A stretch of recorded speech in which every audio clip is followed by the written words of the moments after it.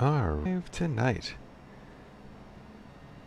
in Darwin, Australia. This is a special East Coast daytime stream because I have the day off work and I get to fly during the day, which is awesome. Really excited for this one. We are doing our first real tour of Australia tonight, heading to Ayers Rock in the middle of the outback as we make our way to the southern coast. Tonight we are in the Qantas livery, which is stunning. We'll get a better look at it when it's all lit up. And then, of course, in future flights in the daytime, it is just about midnight or a little bit after midnight in Australia right now. So this will be a nighttime flight all the way through, although the sky is still beautifully lit up. Some weather in the area. The moon is out, so I'm hoping to still get some pretty epic views of the Australian outback, just in a slightly different environment. So let's see, what else is there to talk about? Nothing. We should just jump in and start our pre-flight.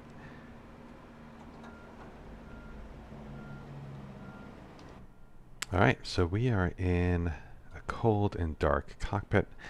Let's start getting some lights on. Let's get those batteries activated. Get some lights and external power. And the plane hums to life. Do some of our initial flows, just get our lights set up. Let's let folks know that we are in the cockpit. Sorry, I'm just mapping my buttons there. And get our emergency lights on. And crew supply, oxygen, ground control. Start getting our Ayers aligned. IRS is aligned. Do our fire tests. No, don't want to do that. Very finicky. There we go. Engine 1 test. Engine 2 test.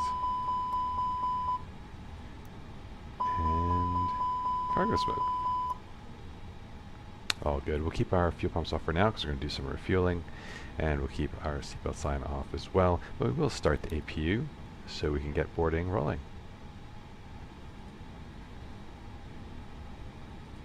We need the APU going to power the APU bleed, which will power the pack systems, or feed the pack systems with bleed air while the engines are off, and that's just to kind of get the air recycling cycle going in the cockpit.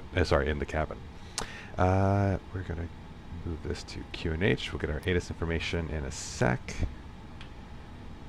But let's go ahead and prepare the rest of the cockpit. So get some of these screens. Don't need too much brightness since we're flying at night. Just a little extra there. Glare shield, we want some of that backlighting. Lovely. Set constraints, and we'll prepare the autopilot for initial climate once we do the briefing. We'll shut down all the co-pilot systems just to save on some performance. And center console, clock is correct. It's 240 Zulu. Anti-skid is on. APU is available, so go ahead and get the APU bleed on and start boarding passengers, because that will take the longest. Heading to our weights and balances menu, we are taking 166 passengers to Ayers Rock tonight. That is a pretty full flight, so we'll get that going. And back to the setup flows. We have cockpit oxygen pressure, looks good. We have oil quantity, plenty. Hydraulic fluid looks good as well. So from here, just kind of going down the console. Our thrust levers are in idle position. We're on Unicom since ATC is not online here, but we'll see if that changes on our flight. Actually, before I head down there, let's get some of the integrated lights on as well. Get a nice yellow glow. Weather systems off, engine masters are off, engine mode is set to normal, ATC should be on standby, and we're going to squawk 7,000. Ground spoilers are retracted and disarmed, flaps are retracted, cockpit doors currently open, rudder trim is reset, parking brake is on. That all looks good to me. Alright, so at this point let's talk about our fuel situation in the context of our flight plan.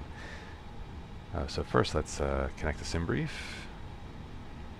And that looks correct. We're at Darwin Airport right now. We're heading to Ayers Rock International. No, Ayers Rock Airport. It's not really an international airport.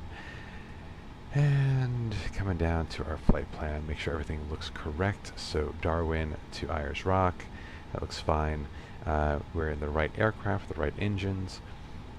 We are Qantas 9084 tonight. Flight at cost index of 15, cruise level 39,000. Tropopause is nice and high, and a very mild headwind of 3 knots. We're expecting about 2 hours in the air, so a bit of a longer flight than we're used to. But that's fine, because I have the day off. We're taking off runway 29 via the Palga 7 departure, and we're expecting runway 13 at Ayers Rock. Looking at the fuel situation, our alternate is Alice Springs, which is just a hop from Ayers Rock, so that's plenty of extra fuel. So we'll just go ahead and load up 8434. And we'll get that going. Before I forget, let me also connect to the ACARS in case we do get ATC coverage and they use the text system. And beyond that, let's quickly brief our weather.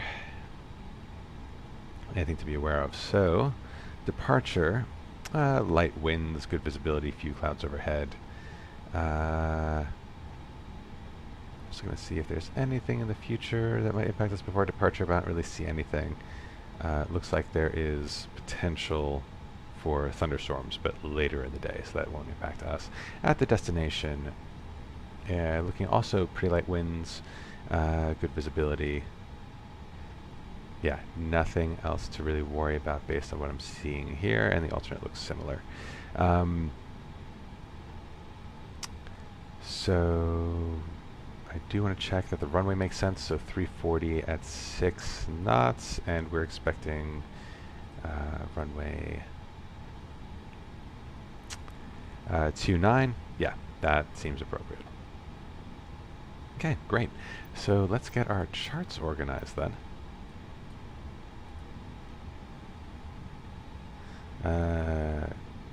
Get our flight from SimBrief.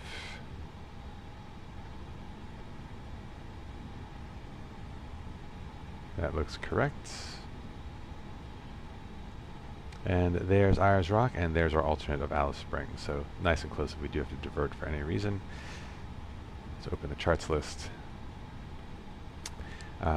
Airport info, so we know where to taxi, although this is a very simple airport for the most part. We are here at gate 4, and for runway 29, we'll probably cross via Bravo 2 and take Romeo Alpha 4, oh no, sorry, not Romeo, Bravo to Alpha 4, Alpha 5, Alpha 6, and get the maximum amount of runway distance there. Alright, on the departure, Palga 7. Let's take a look at this. So Palga 7 from runway 29 is going to be this one. So track 286 degrees to Nassix, cross Nassix at or above 4,000, so that's our initial climb out. Turn right track heading 1 to Upgux. Turn right track 71 to Limix, cross Limix at or below 12,000. Turn right track 106 to Baxib, cross Baxib at or above 18,000. Turn right track 111 degrees to Snick. Turn left track 104 to Palga. Pretty cool. So once we cross Baxib, we can clear ourselves to cruise, and normal speed restrictions are in place. So that all looks fine. So we have our ATIS, we have our initial climb out. So let's go ahead and set the glare shield. So that was 1008 on QNH, and we're going to 4,000 initial climb out. Alright, that looked good. Anything else on the charts we want to prep for now? I think we can do our arrival prep en route, but let's pull the ILS. I think we flew the Z last night. Let's just see. Yeah, I think we preferred the Z because of how all the distance relation markers were in reference to the ILS versus the VOR. So we'll use this for our emergency procedure brief, which we'll do in a little bit. All right, so let's see how we're doing on boarding, and we'll start programming the box to the best we can until we have everyone on board. All right, so just roughly halfway. So let's go ahead and start our box flow. IRSs are all aligned, set to nav. And we have the correct engines loaded and the latest AIRAC cycle. Excellent. Starting with init. A, do our init request, import from SimBrief. Makes it very easy to make sure everything looks good. So we are at Darwin, heading to Ayers Rock. Our alternate's Alice Springs. We are Qantas 984 tonight. Continent Index 15, flight level 390 is our cruise. And tropopause, I always prefer to put in the tropopause from the flight plan. Since this is, I think, a trip average that's calculated by SimBrief. So 55562. 55562, and it was pretty close enough, really. I actually have no idea what those numbers tend to differ if it's all coming from SimBrief, but that would be an idiosyncrasy of the OFP format that I use. All right, that looks good. Hang to our flight plan. Do a quick confirmation check that looks right.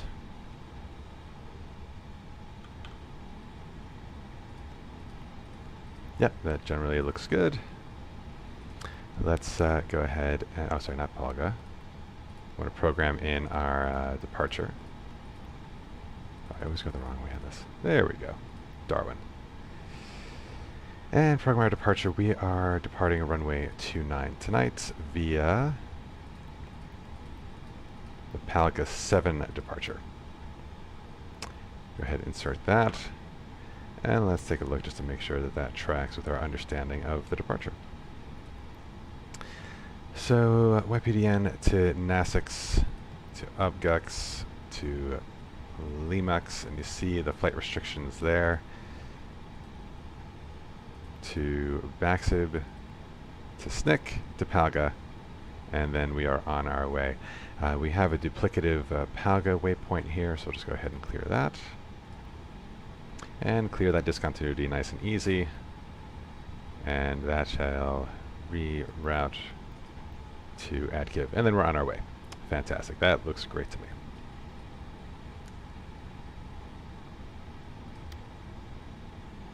All right, back to plan, back to the box. RadNavs, let's take a look if there are any VORs we might want to chime into. I think at least Darwin for our missed approach, just in case. But anything else on the SID? Nah. So we'll just do the Darwin VOR. D and Delta November.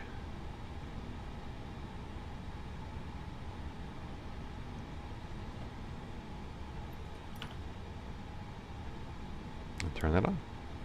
And there it is. Fantastic.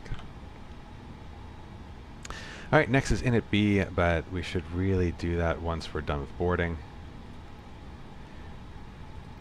So we can have all the weight and balance parameters that we need. So let's take a look at weights and balance.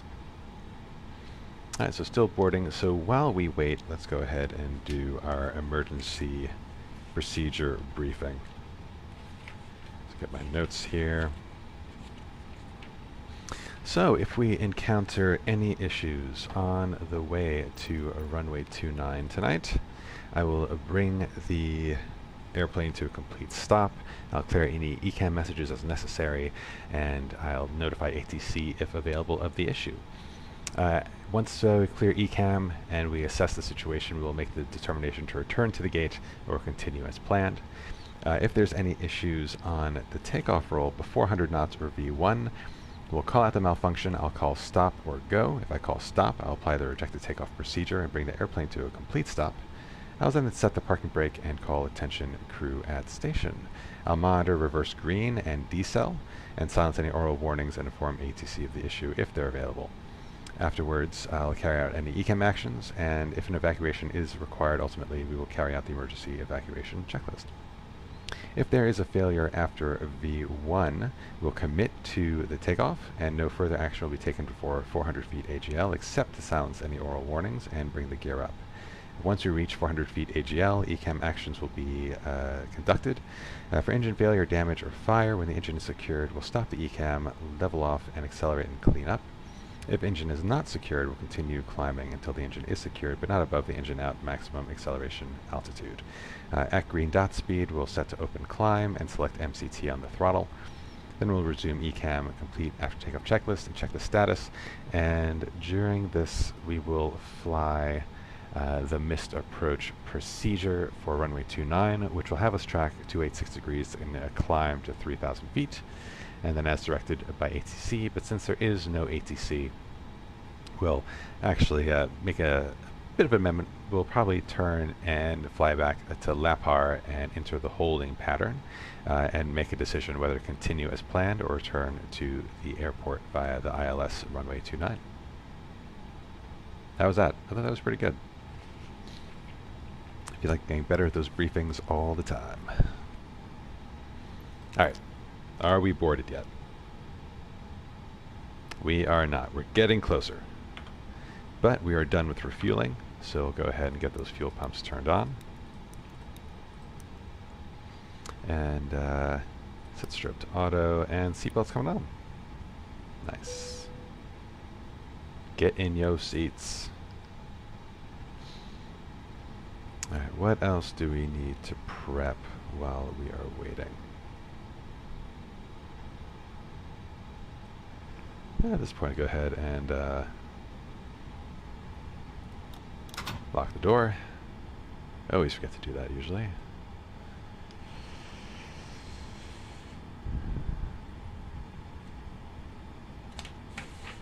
And I think we're looking pretty good so far.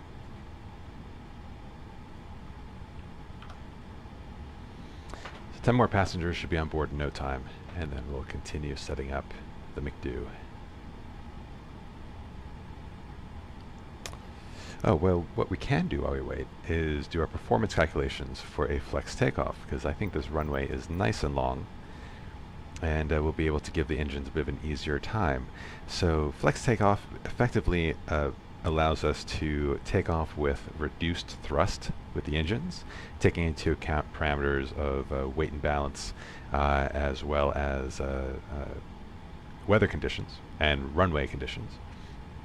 And that just helps us reduce strain and stress and ultimately maintenance costs on the engines versus doing a full power takeoff, which we would do, if the runway was wet or if the runway was a bit short. But the calculator I have in Excel lets us know that based on the current conditions, if we can do a flex takeoff or not, and if we can, at what parameters. So runway 29 is at a heading of 286. The elevation is, let's call it an average of 90 feet above sea level. The length in meters is 3354. Practically no slope. Wind, if I recall here, wind is 320 at 6. So an offset headwind. Outside air temperature is 25 degrees with a very low dew point. Wow. QNH is oh, sorry, I'm looking at the wrong one. It's 29 degrees. 29 degrees. QNH of 1008. Conditions are dry. Takeoff weights, as planned, is 68 tons. The packs will be off on takeoff, and our takeoff center of gravity we'll find out once we're fully boarded. We probably should be by now. We are. Perfect. So let's go to fuel prediction. Oh, well, we need to finish the McDo sub to do that. So let's pause the performance calculations for now. Finish our init B.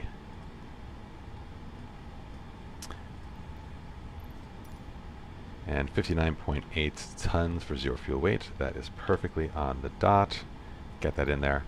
And block fuel, let's just see what the McDo will calculate. 7.2, and we're carrying 8.4. Fantastic.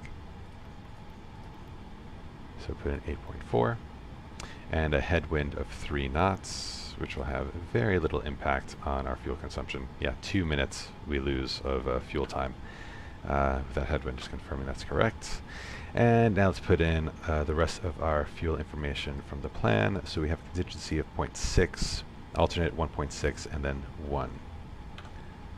So 0.6, 1.6, and 1.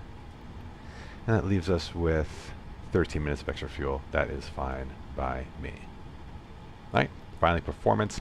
Let's get our center of gravity there. So 24.7, which will translate to a trim value of 0.8 up.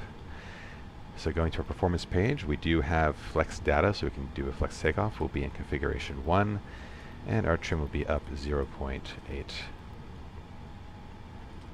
Flex to temp is 63 degrees tonight. That's the critical parameter there. Transition altitude, usually that's correct if we have the latest AIRAC. And we do transition altitudes 10,000. That looks good. And thrust reduction acceleration altitudes look fine, given we're about 90 feet above sea level, and that's reflected here. All right, V speeds. So V1, which is our commit speed. Rotation speed is 152 and 153. These are nice and high for V2. Okay. So great, McDo is done. Let's go ahead and get the tug attached. Disconnect external power, so start on APU. Cockpit to ground. This is ground. Stand by.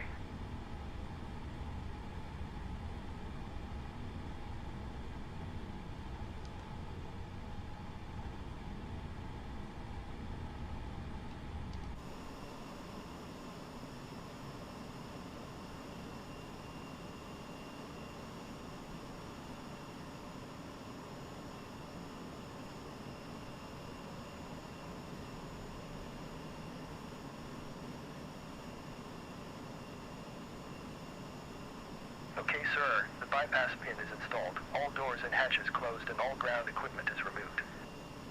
The parking brakes are set. You may lift. Parking brake set. Lifting the aircraft.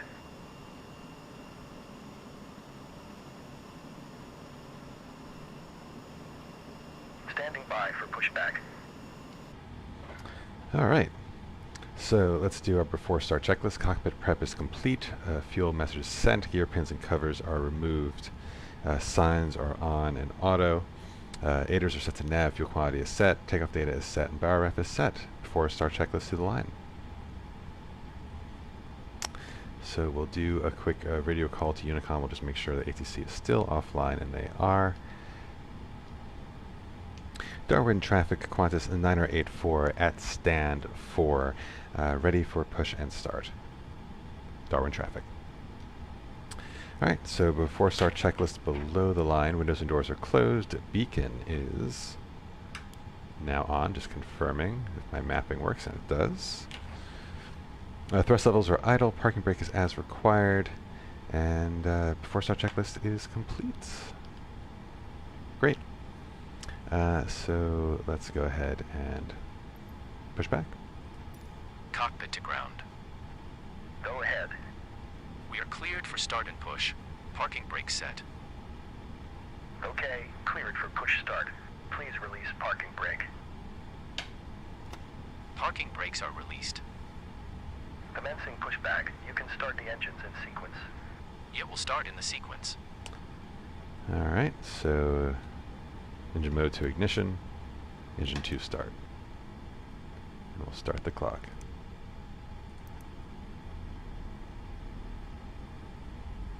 Yellow hydraulic system coming alive.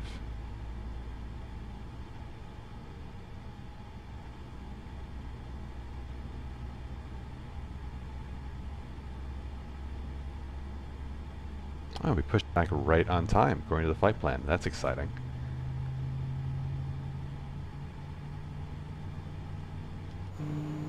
Make sure we see where we're going. It's a pretty short pushback. Oh, we always go the wrong way.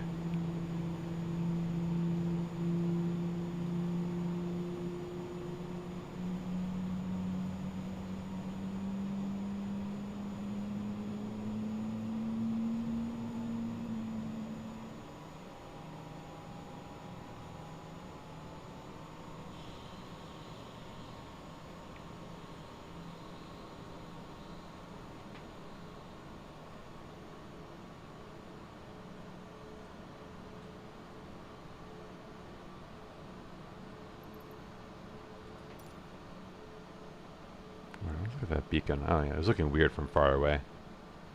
Anyway, that looks good. Alright. Engine 1 start.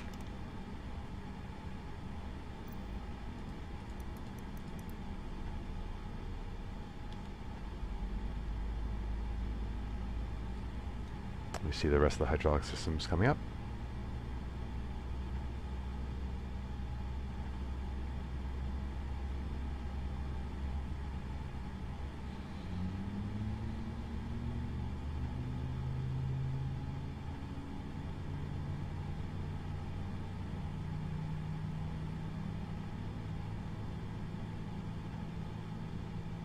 Go to the engine page.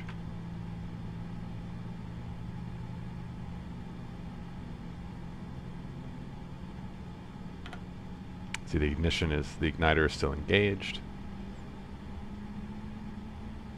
And at 12N1 it disengages just about. And now it's just getting up to speed.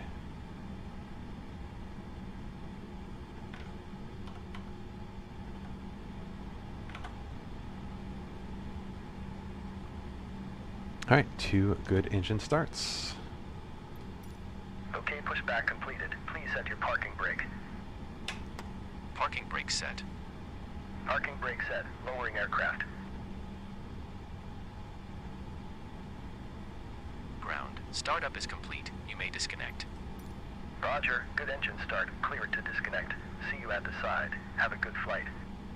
Holding position waiting for the visual. Thank you and goodbye. So we're watching for the nose wheel steering disconnect to disappear.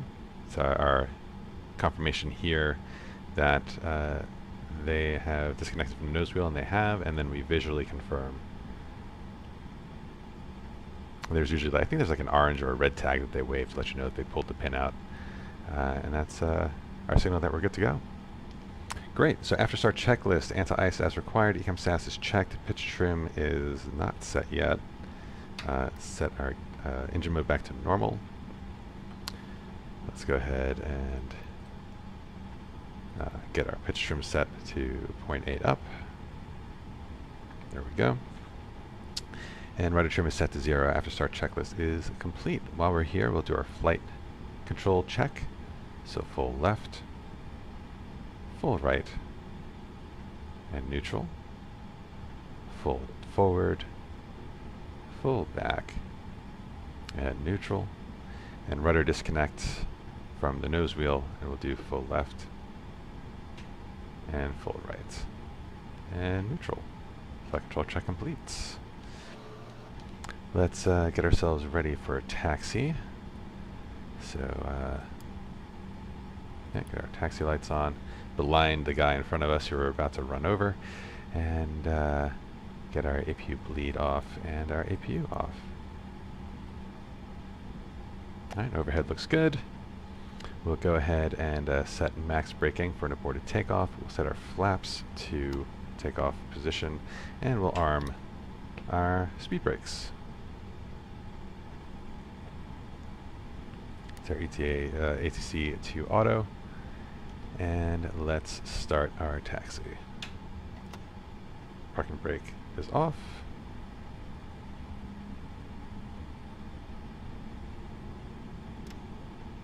And away we go.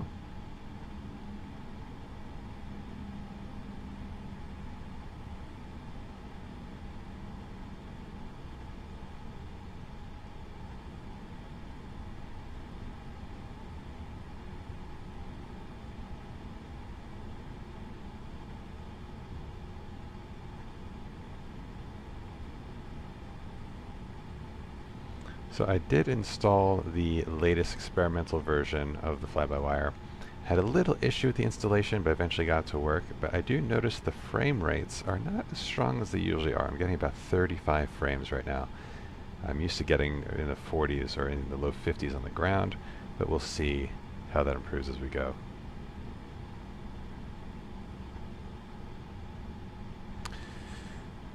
Alright, now that we are rolling, let's get our weather system on.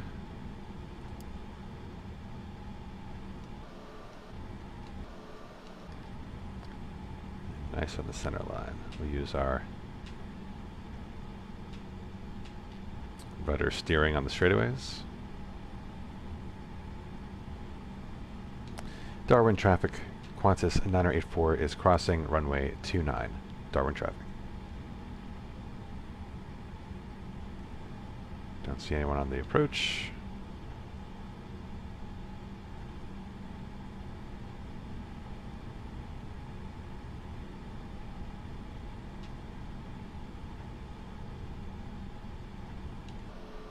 Check that rudder.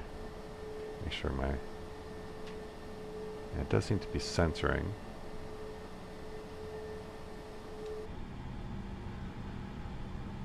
It's not the most precise peripheral. I might need to increase the dead zone a bit. But it's fine for now. Can't wait for that honeycomb Charlie to come out. Alright. Can't see that sign at all, but yeah, Alpha 4. That's where we're heading.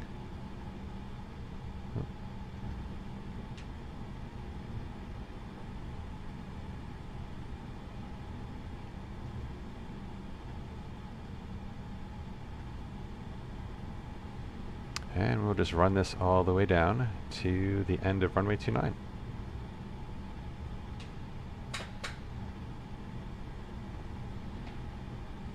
Oop, oop, oop, oop, oop, oop. What happened? I think sometimes my thrustmaster joystick gets a little finicky. It kind of gets locked in a position.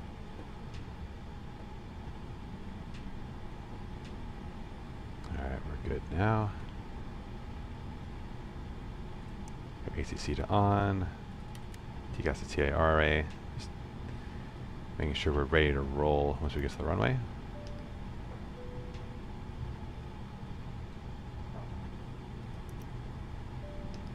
Flight attendants, please prepare for takeoff. Drop my FIG. Do our before takeoff checklist to the line. Flight controls are checked, flight instruments are checked, briefing is confirmed, flap setting is confirmed, V speeds and flex temp are set. ATC is set, ECAM memo, no blue, before takeoff checklist to the line.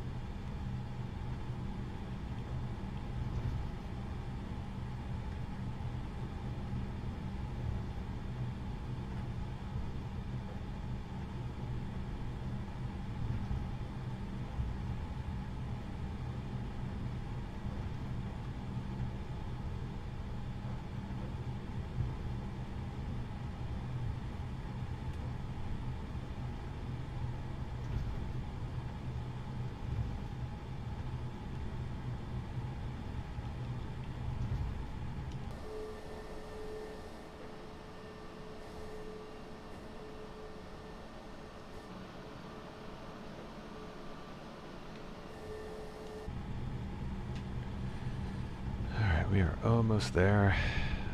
Almost there.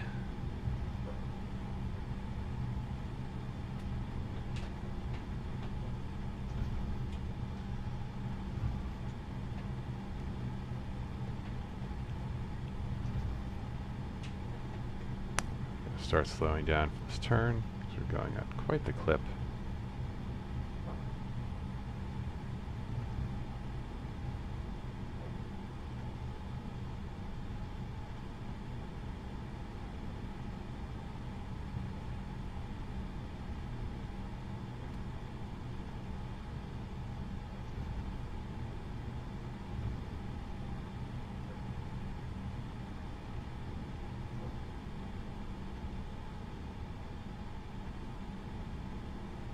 That windsock is looking pretty flimsy.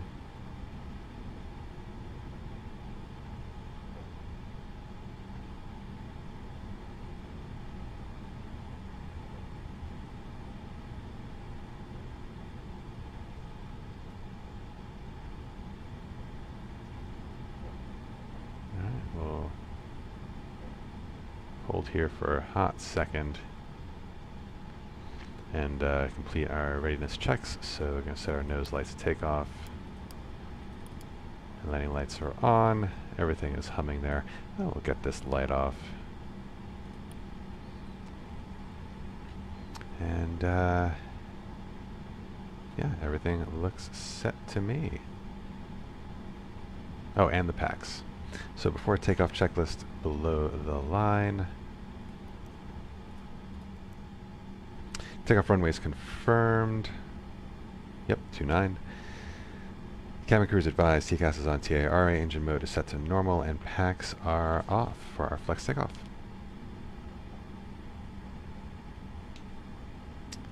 Darwin traffic, Qantas 9084, taking off runway 29, Darwin traffic.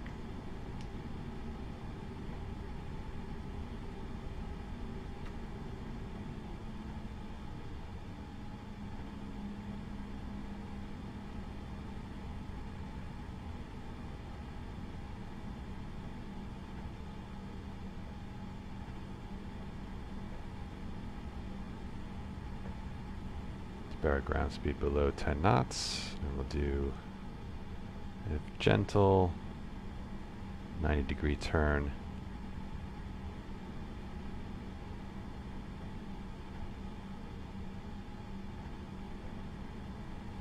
Maximize our use of the runway.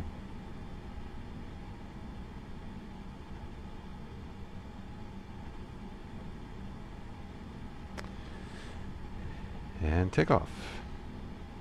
And 1 to 50%.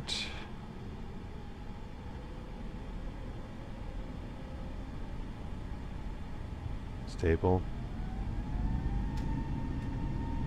Man flex SRS runway.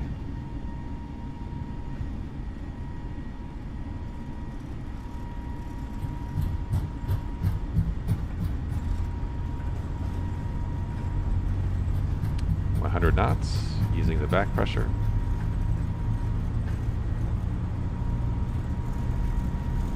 This flex takeoff's going to feel pretty long. V1, rotate.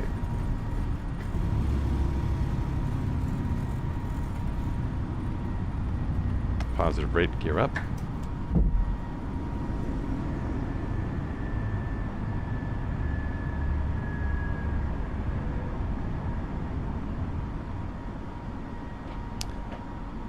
Go ahead and hand fly this for a little bit on the climb out.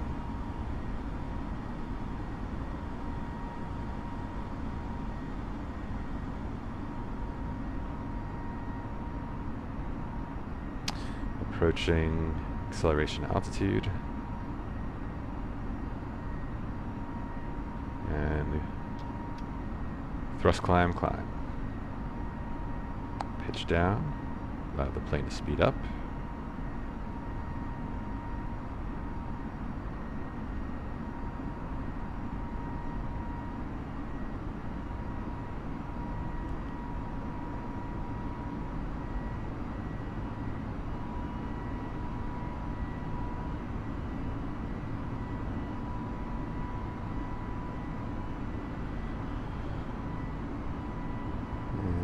Speed check, flaps up, flaps retracted. Accelerating to 250 knots. Go ahead, shut down the spoilers, turn the packs back on.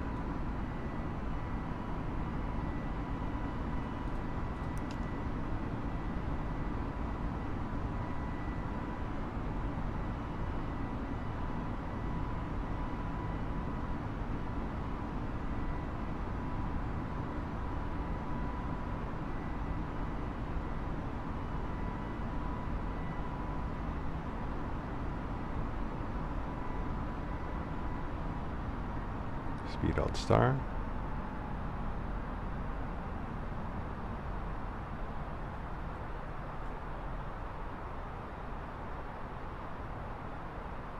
Alt.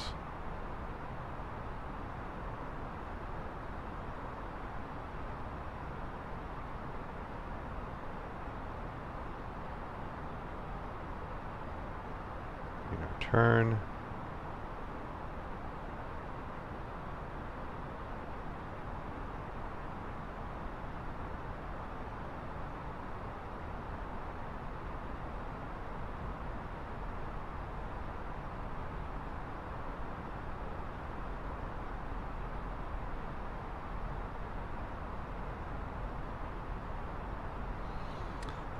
Going to set the autopilot, and our next altitude is 12,000.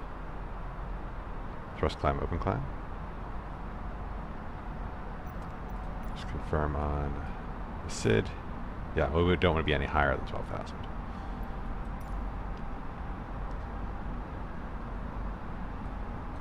Let's get our lights off on the nose wheel.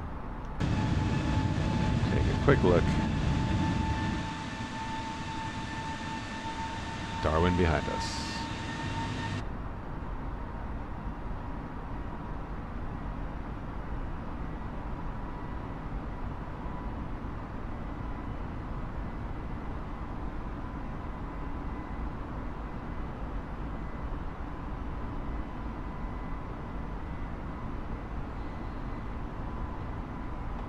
I'm unsure what this extra line is.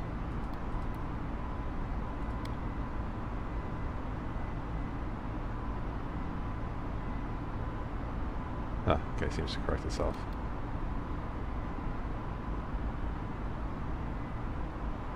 Heading to Limix. And once we cross Limix, we'll go up to 18,000.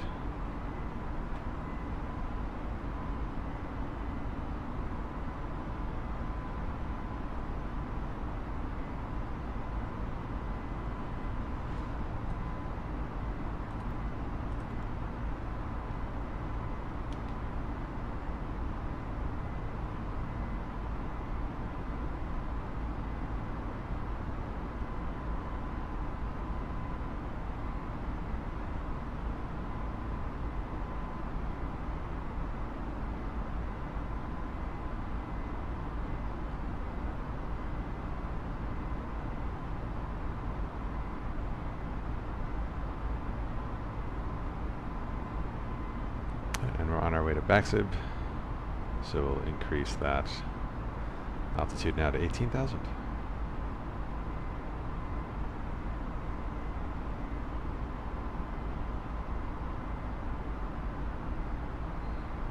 Alright.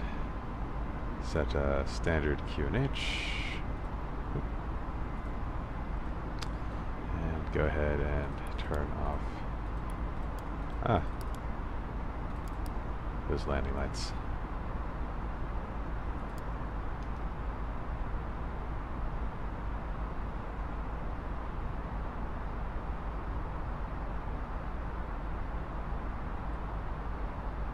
Alright.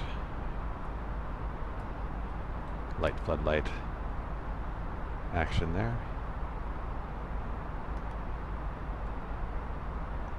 Excellent. So that was a pretty good departure.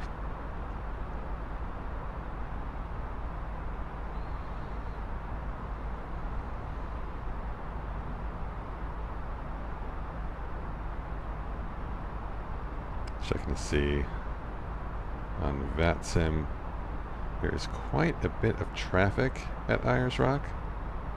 At least there was. ATC has signed off.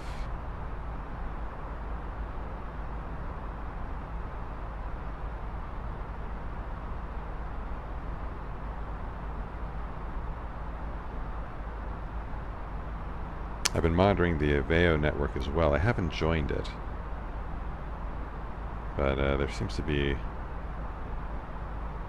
Oh, there's ATC coverage at Alice Springs right now on Aveo.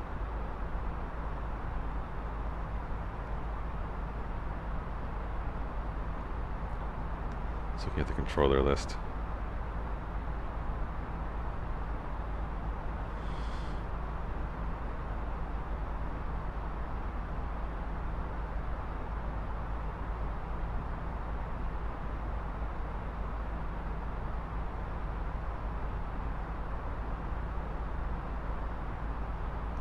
But yeah, looks like we are committed to VATSIM tonight.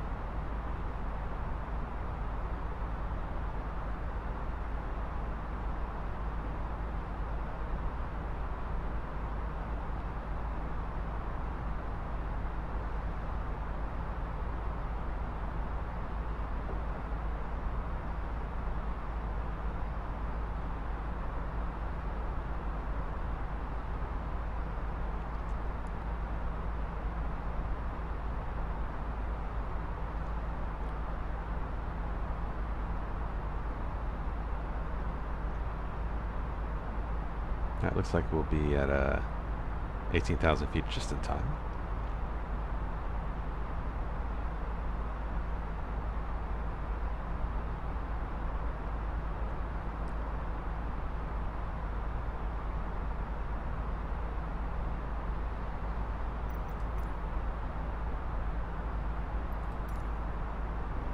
Yep, so let's go ahead, clear ourselves to 39,000.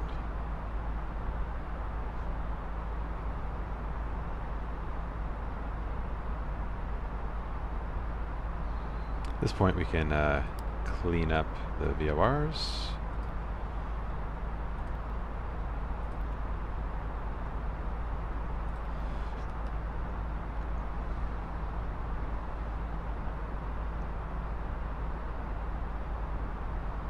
And once we get closer to our cruising altitude, we'll start thinking about preparing for our descent.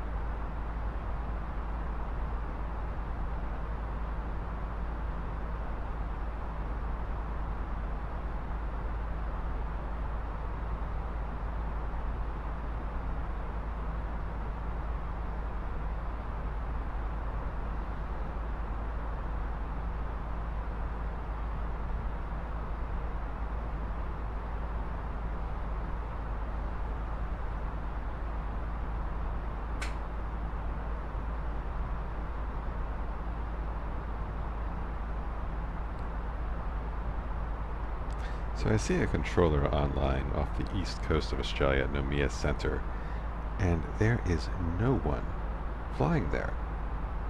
It says he's been on there for like over an hour and a half. So why wouldn't he just control where there are flights? I see a ton of folks at Sydney. See a flight that just left Adelaide for Sydney.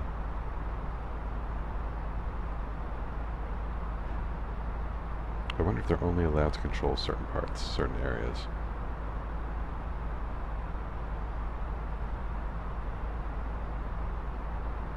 So he's stuck on an island with no pilots to control.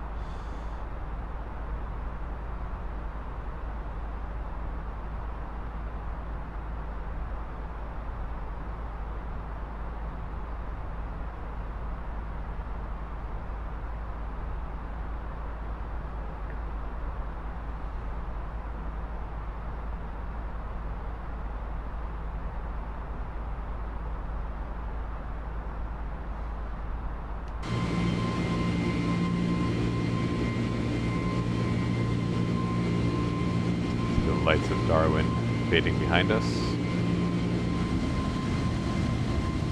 A whole lot of nothing ahead of us.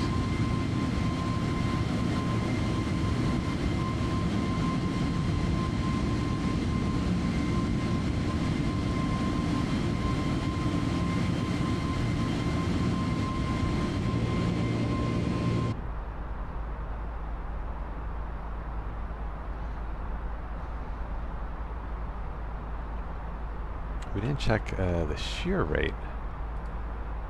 Oh, super low. So I'll go ahead and shut down the seatbelt sign.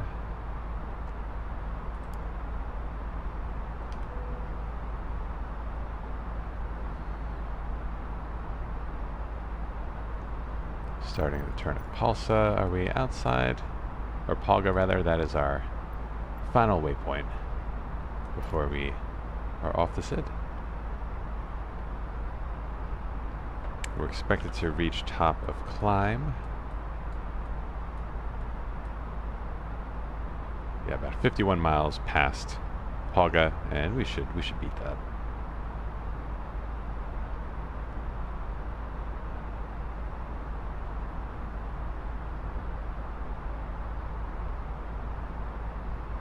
But it's pretty close.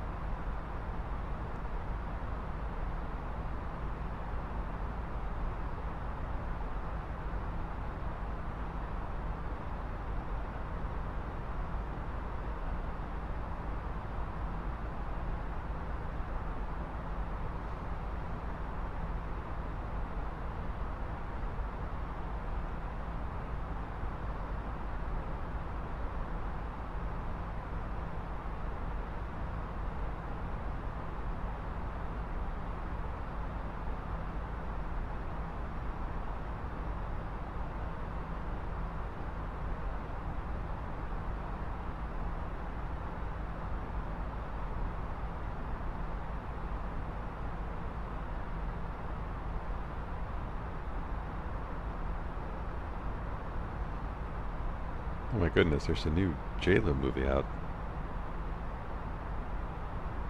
with Owen Wilson. Kind of looks like a Notting Hill remake.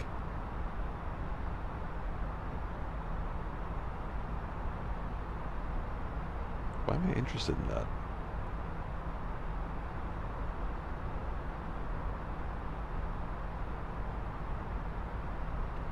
Sometimes I'm a sucker for good rom-com.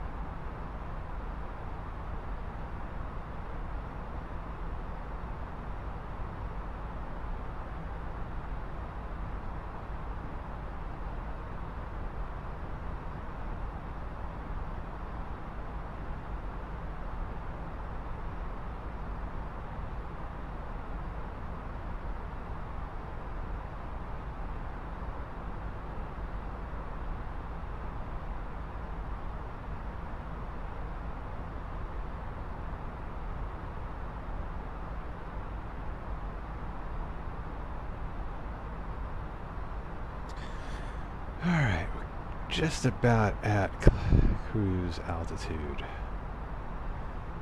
So let's see here. Get a better view of the rest of our flight.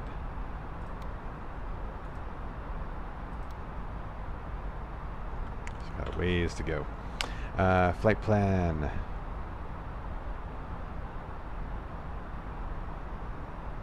And we are looking at an arrival of 5:15 UTC.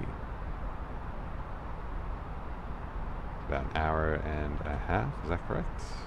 Yeah, about an hour and a half. Oh, this is a longer flight than I thought it would be.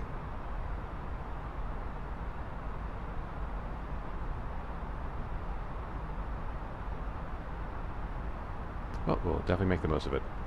Now that we're at cruise, let's first brief our descent. So we're expecting our top of descent to be about 150 miles past the boundary with Melbourne Center, which is, yeah, about 148 miles past Delta Charlie Tango. Let's just confirm that waypoint is actually on the border of, yeah, there it is. That's Delta Charlie Tango right there. Oh no, direct, sorry, that's Gecko. That is Gecko. So I'm trying to figure out, usually I do a distance from like the first altitude restriction. We base our top of descent from there. I was curious if there was an easy way to like program a personal waypoint in for this, but I don't think we have precise coordinates for this top of descent. We just know how far away it is from that particular waypoint. So, save that. We know we're looking at runway 13, most likely.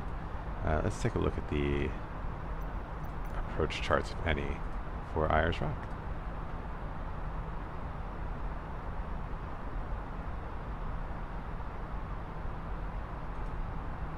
Let's try that again. There we go. So there is not an actual star per se. I've never seen a chart like this.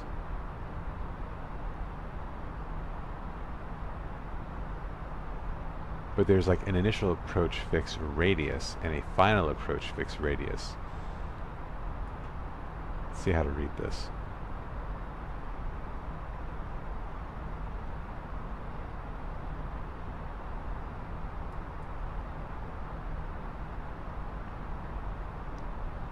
So it's like basically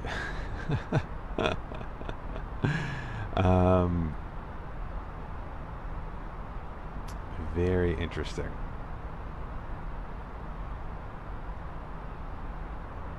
Alright, let's take a closer look at the approach for, what was it, runway 13. There's no ILSs, so we'll be hand flying it in regardless.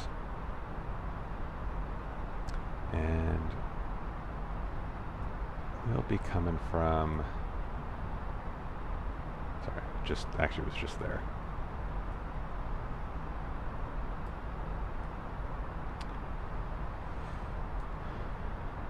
From Lake Amadeus, LCAD.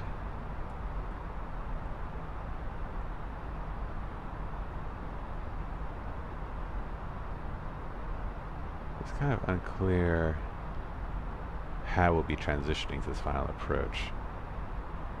So let's take a look at the map. I'll pin this for now.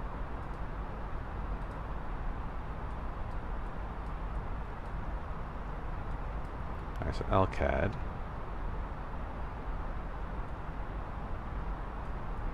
And from LCAD, we're basically close to T29.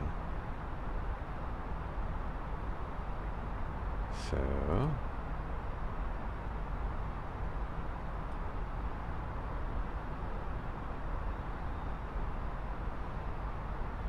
I guess what track is that? 175?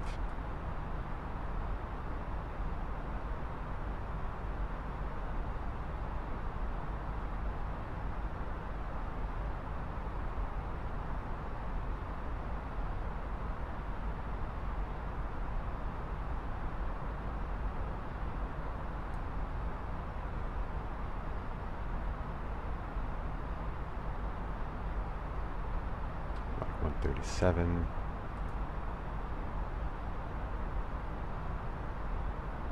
So it's closest to like Iowa, so that's probably how we'll enter.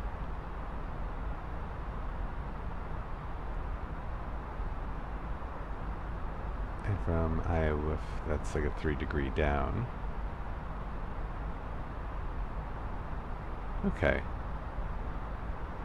And this is about, alright, so this is like a 10-mile final point.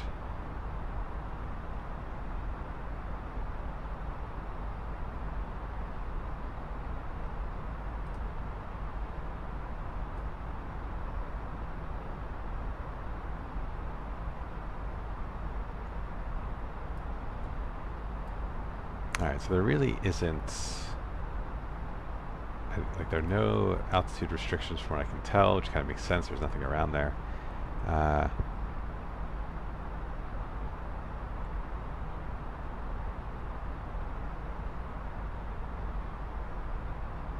interesting. There's different minimums based on what QNH you're using. So I think probably get the forecast terminal QNH from the METAR, but we'll confirm that once we're a bit closer. We'll set our minimums later.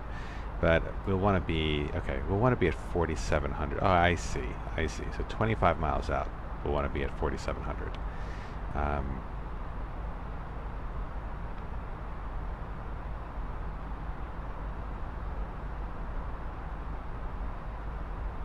Okay, so what waypoint is about 25 miles out?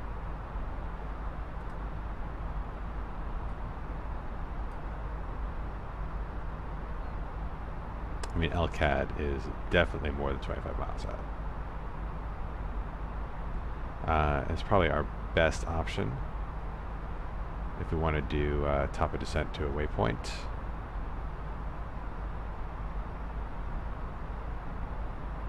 Alright, so let's start playing with this. So we are at 39,000 feet. We want to get down to 4,700. It's going to take 108 nautical miles to do that. Let's call it 115 nautical miles. No, we don't need to put in a buffer because we know this is outside the 25-mile zone. So, yeah, let's just start descent 108 miles from LCAD.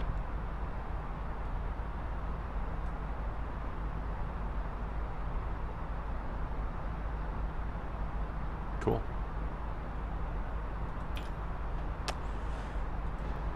So fix Lima Kilo Alpha Delta and 108 miles.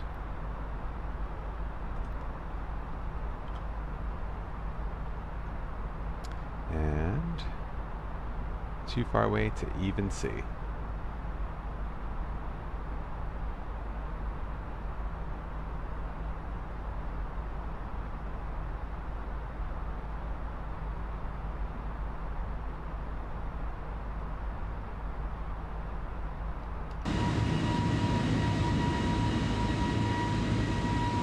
Moonlight is awesome.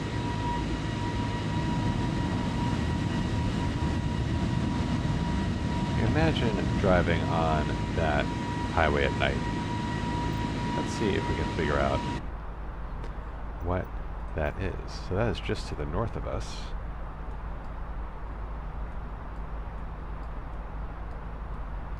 So where are we? I wonder if A64 tracks that highway. Let's take a look. World map. Do we get roads on the world map? We do.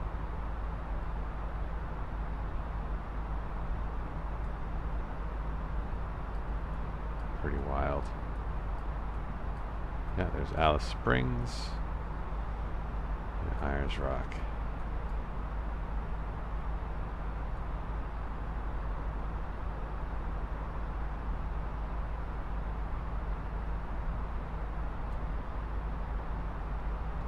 It'd be awesome if we could connect this to VATSIM and we could see the VATSIM map.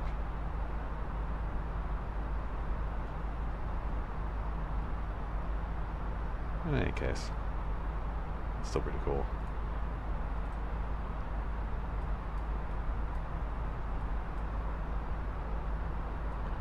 See how this map changes on the low on route.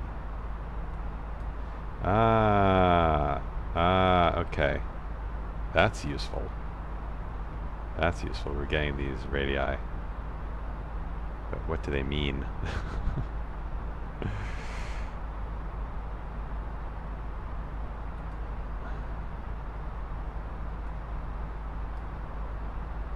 I don't think they correspond to the chart, but there's a cool way to find out.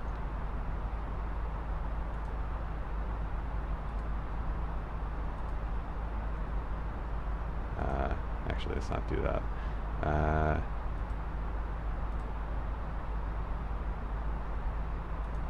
have it here. What's the button for the overlay? Is this it?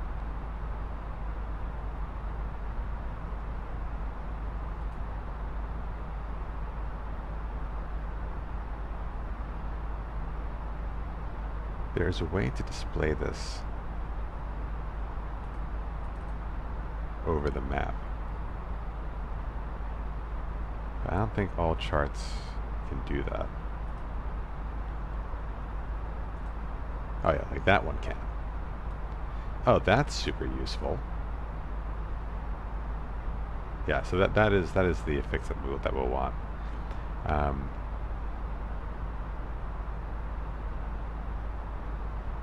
And that's roughly 10 miles. Yeah, it doesn't really give you a good sense of what these radii represent. Let's see, there is 1, 2, 3, 4 solid circles. 1, 2, 3, 4 solid circles. So like, could this be 25 miles? It just doesn't seem to fit with the scale.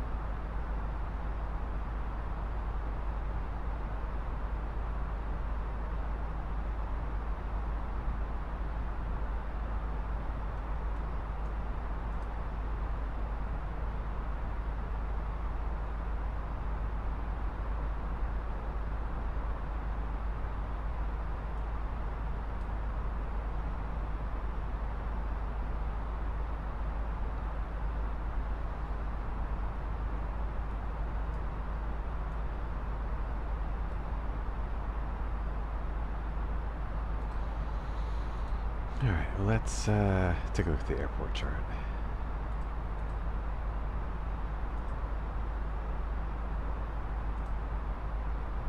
Probably be nice and simple.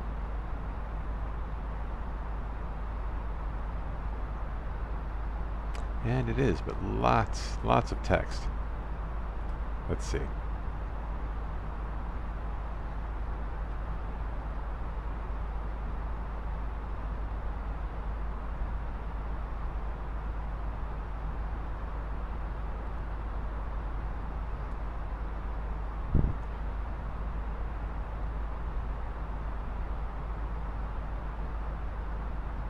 So there's only certain taxiways you can use, so we can't use Bravo or Delta because they're too heavy.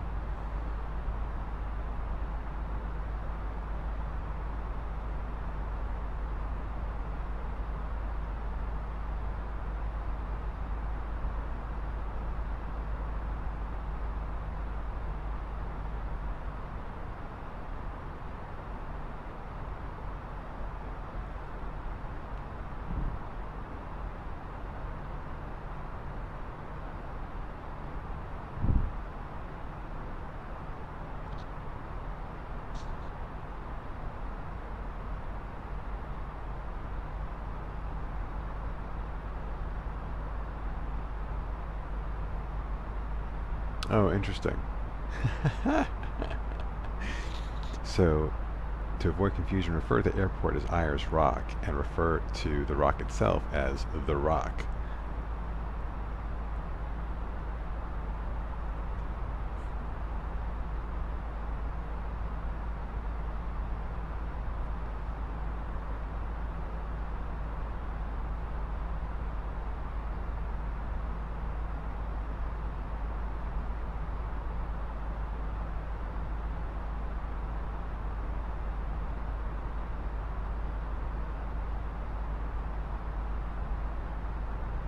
Ah, interesting.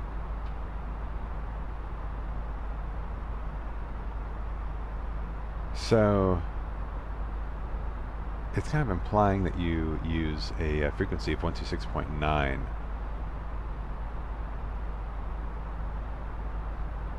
at 20 nautical miles.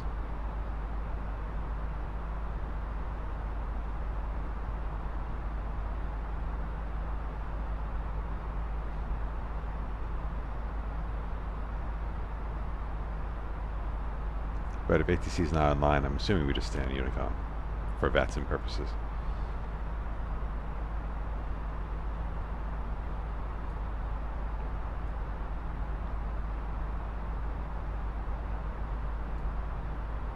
Cool, but that should be plenty of runway. Now let's do our landing calculations just to see.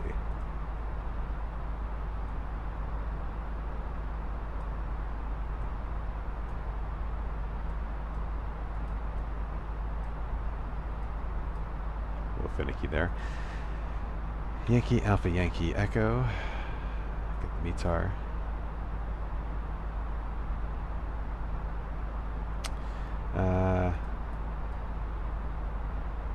Where'd my truck go?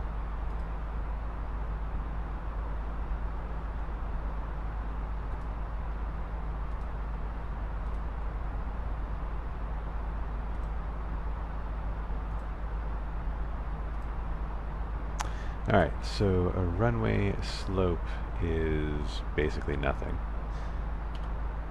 Length in meters is 2599. Approach speed, we haven't really done the calcs yet, so we'll just assume like 140 for now. And weight, we can take a look at what our expected landing weight will be. 63 tons.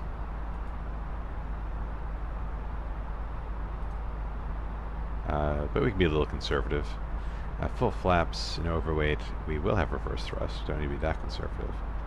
Runway altitude above sea level is 16, call it 1620. Runway heading for runway 13 is 126. And does that jive with wind? Yeah, that jives with wind.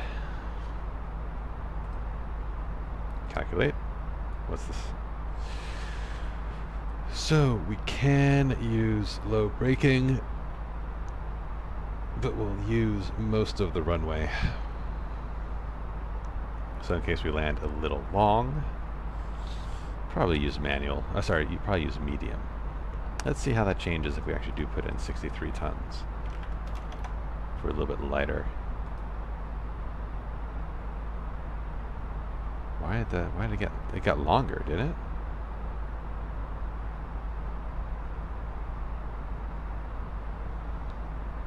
Interesting.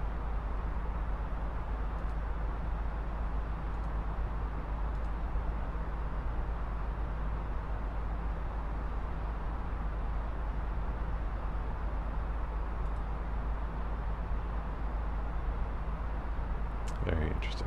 Okay. Well, yeah, we'll just do manual. No worries.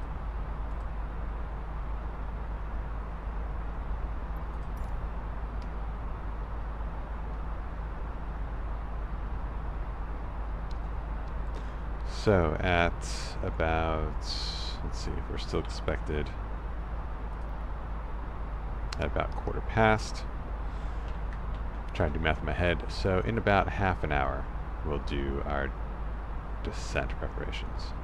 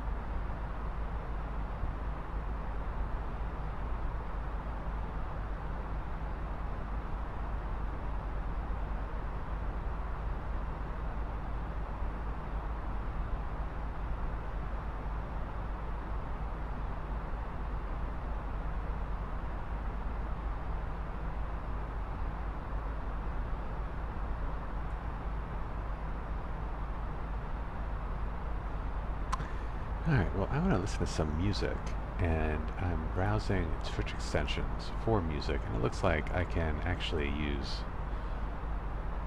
my Amazon Music account, which is pretty awesome.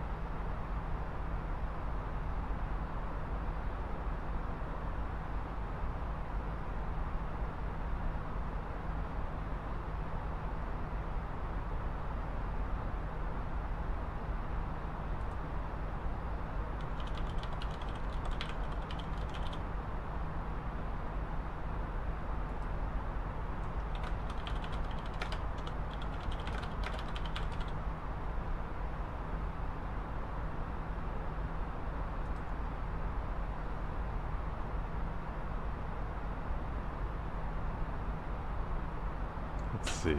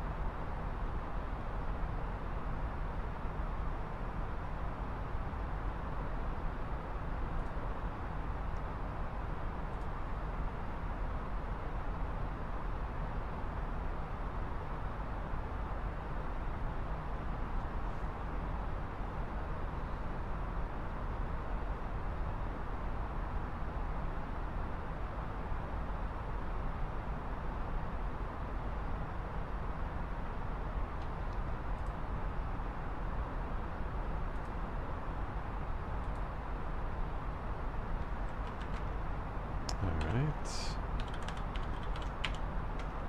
you're wondering what we're doing in cruise right now, I'm trying to figure out how to get music to play so we have something to listen to on the way. So apologies for the momentary silence while I figure all this out.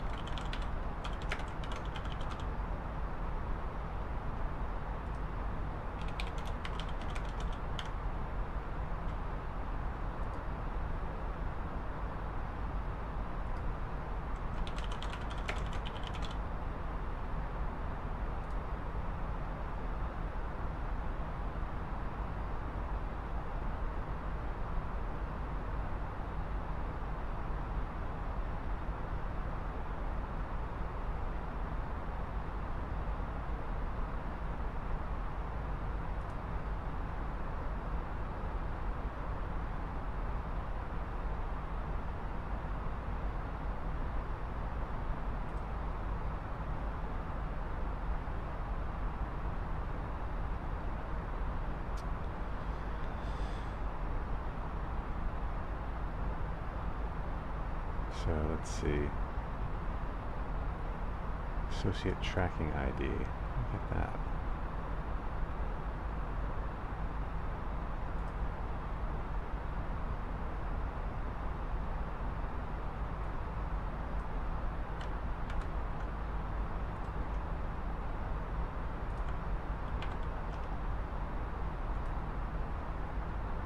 Cool.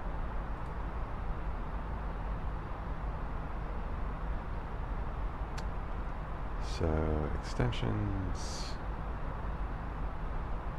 my extensions, activates.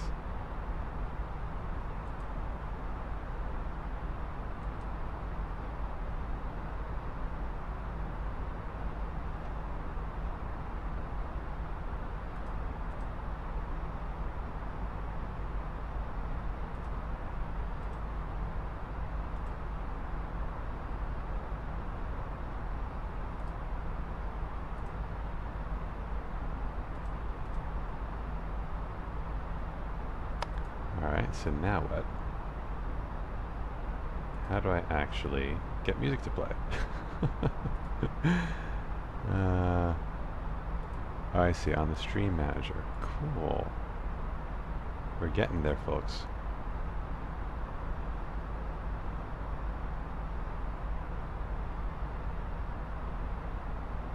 I think.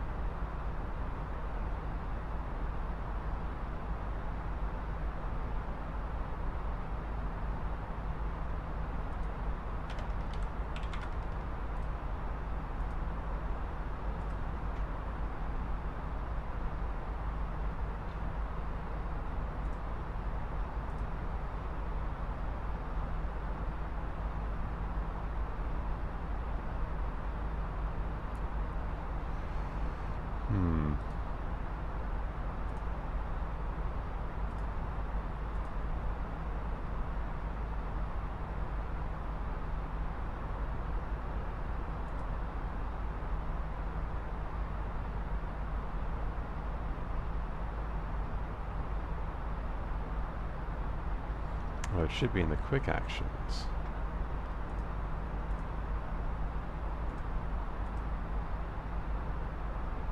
Stream manager.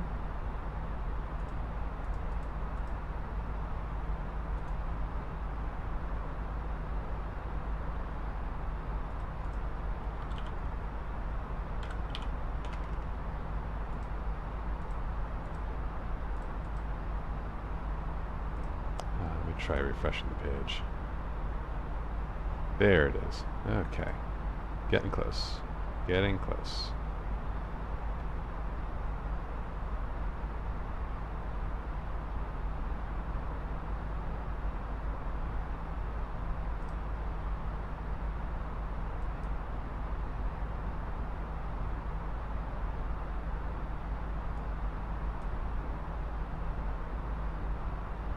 All right.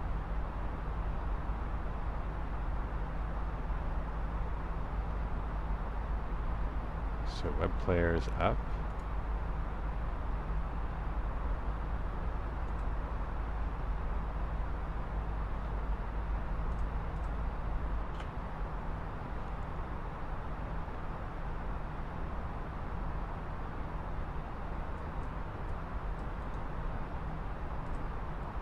And let's see.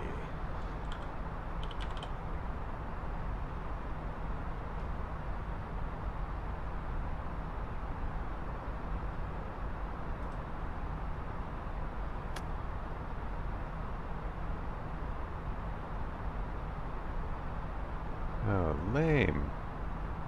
All that, and I can't actually listen to what I wanted to listen to. I'm big into film score music. So I'd like to listen to the new... Oh, wait, no, here we go. Oh, I have to upgrade to unlimited. Are you kidding? Ah, it's frustrating. Okay, never mind. I wanted to listen to a little Hans Zimmer on the route and share it with you all via this Amazon extension, but it doesn't look like the album I want to listen to is available. I'm already a loyal Spotify user, so you know what? After all that, I'm going to remove this extension. Sorry, Amazon Music. And there it goes. But if you guys have any suggestions for music services that you could use on Twitch to make the cruise a little bit more entertaining, please let me know. It would also be fun to kind of listen to what you guys are listening to as well. Use Microsoft Flight Sim as a source for music discovery.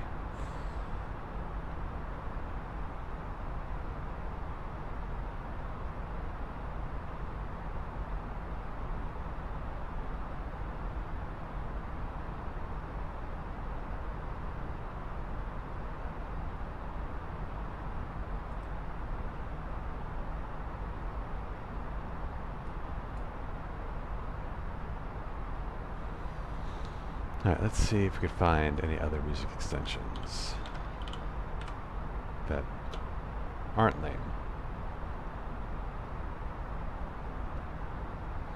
There is a Spotify synchronizer. What's this about?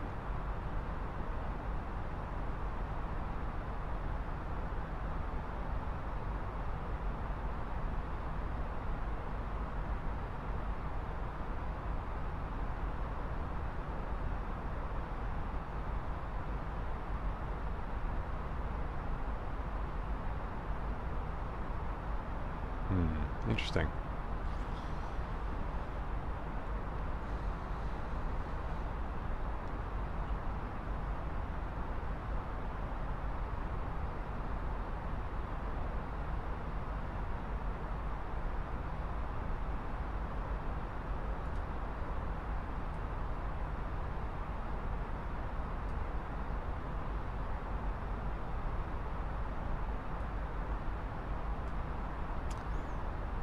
Do another VATSIM check.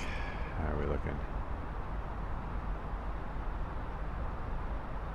That controller at Numia is still online.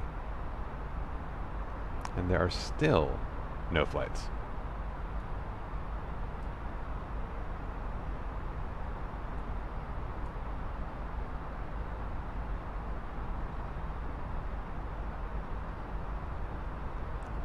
And I'm surprised there aren't more folks at flying in Australia.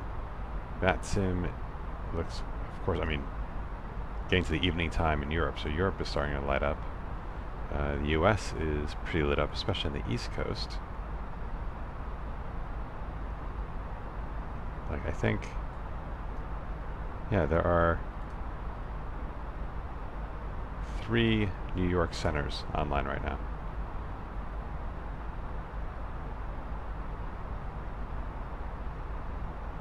Plus Boston Center.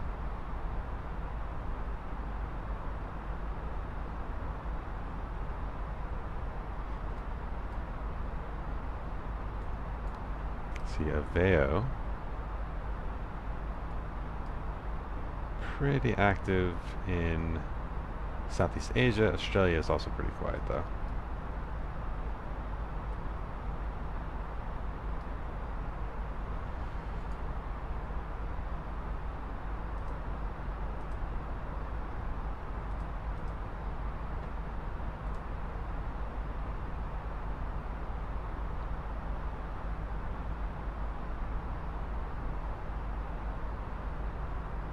In about 10 minutes, we'll start briefing our approach. That moon is looking pretty big.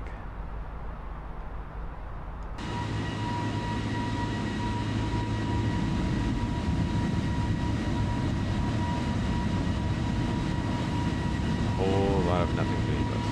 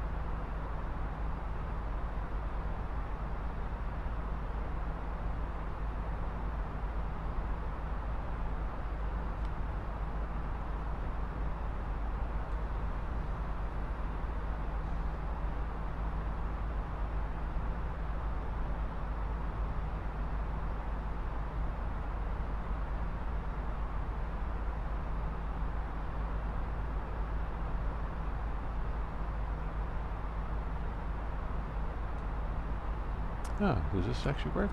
It does. Wow, floor lighting. For when you drop that pen.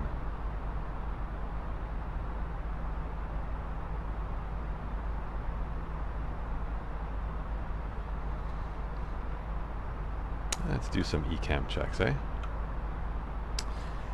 So cabin altitude 8,000 feet. We'll go page by page. The engine looking fine, pretty equal fuel consumption. Very low vibrations. The engine's providing bleed air to the pack system. Good pressure there. Landing elevator set to auto. And the system is stable at 8 psi.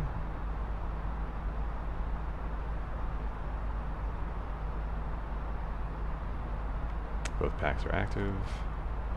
Electronic system, this is a fun page. So the engines are generating power.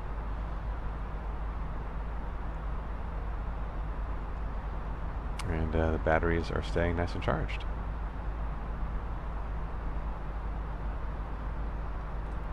Hydraulic.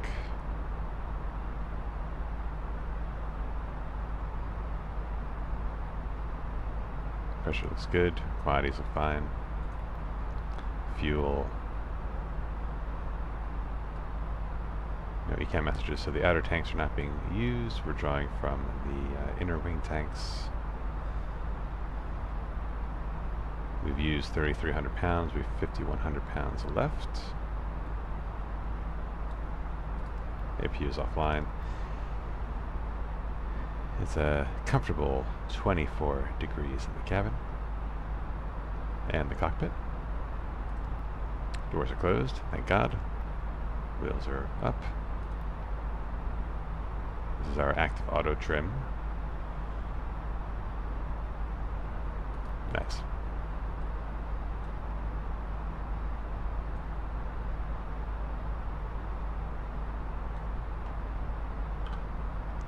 Check fuel prediction. So expecting to land with 3 tons remaining.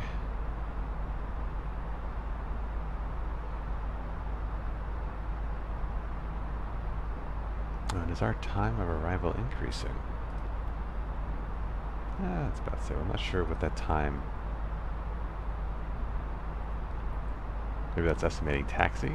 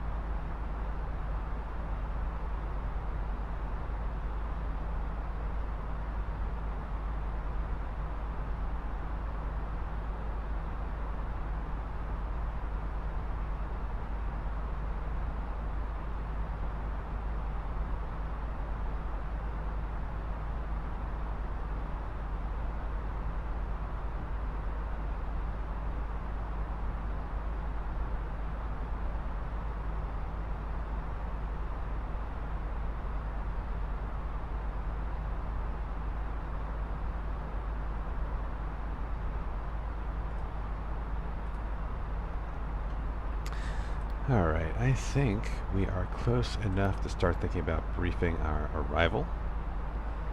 So we have our charts. Let's go ahead and get our weather request in to get the latest there.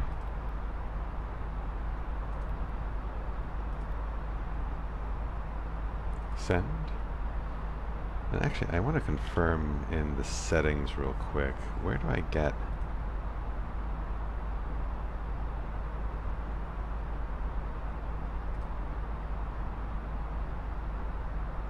I got the METAR from VATSIM. I got from Microsoft, so it will definitely match the sim, which is probably what we want.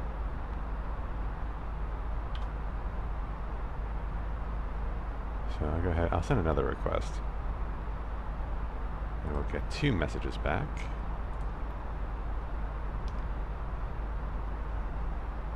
Here's the first. And we'll wait a second for the next one.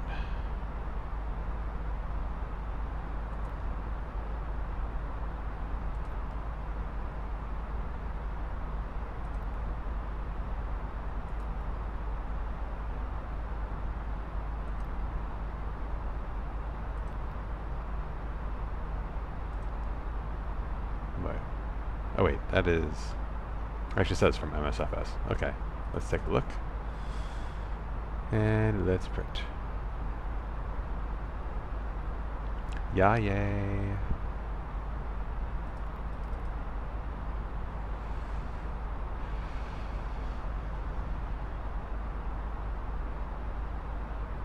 So 130 at 5 knots.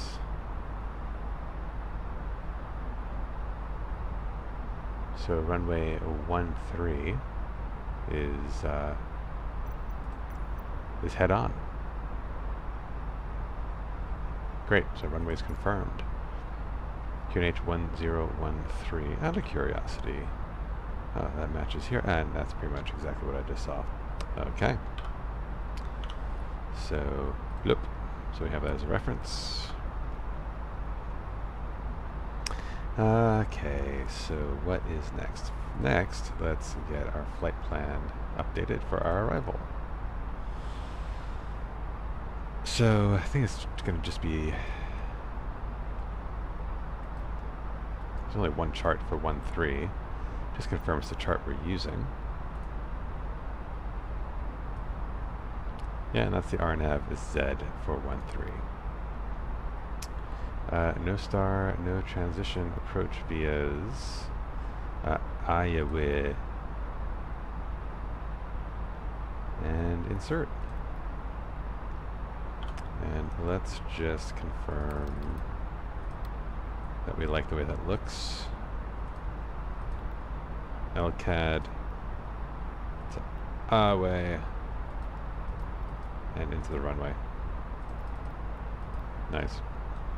Zoom out to see how that looks on the map. No crazy turns. That looks beautiful. I'm happy with that. Cool. So that is set. Any rad navs? Well, first let's clear up. We don't need these charts anymore. We are far away from Darwin at this point. Alright, yes. So we want...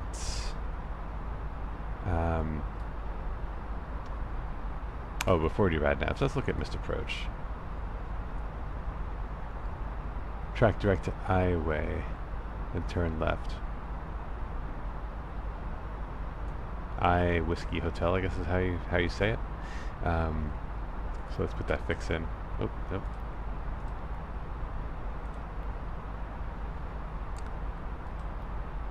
So I Whiskey Hotel.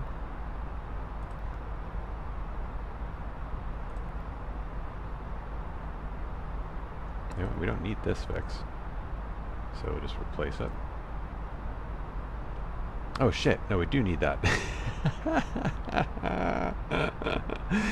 Oh no, that was our descent point. I completely forgot. It was LCAD. And then, was it 108? Okay, we're good. All right, let's try that again. Whiskey Hotel.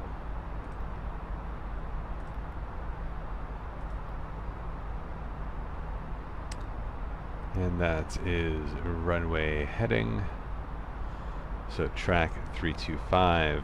So the line we'd want. Oh, sorry, that's after we turn left. So direct. I'm gonna do reciprocals here.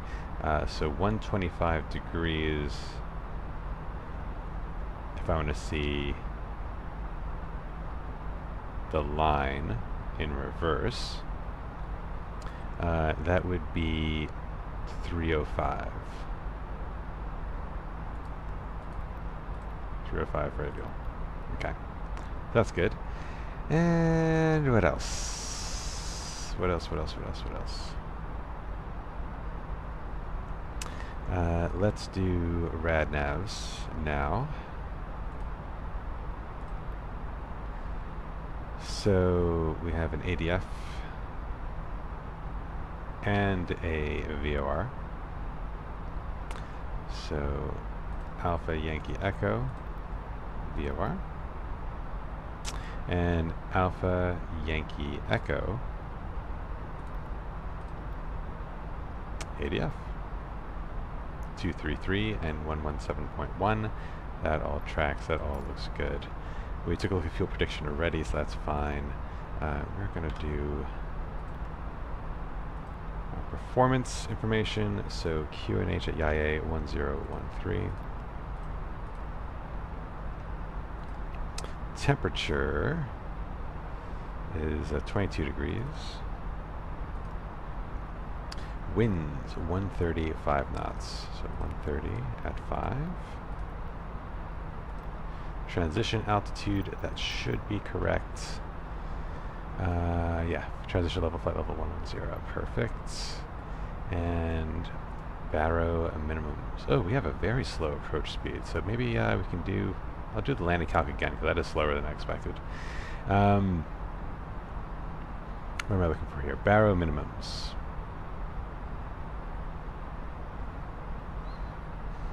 That will be on this chart.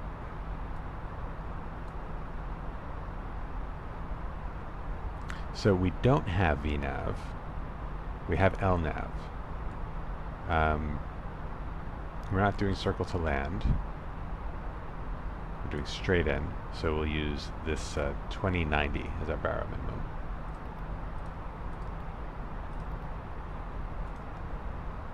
So we need to be stable and have a visual confirmation of the runway, no lower than 2090. We get a little bit more extra wiggle room if VNAV was fully functional in this mod, but since it is not currently, we'll go with 2090.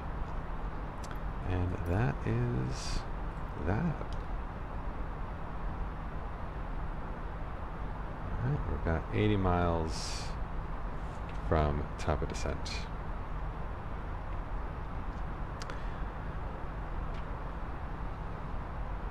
I'm going to take a quick bathroom break.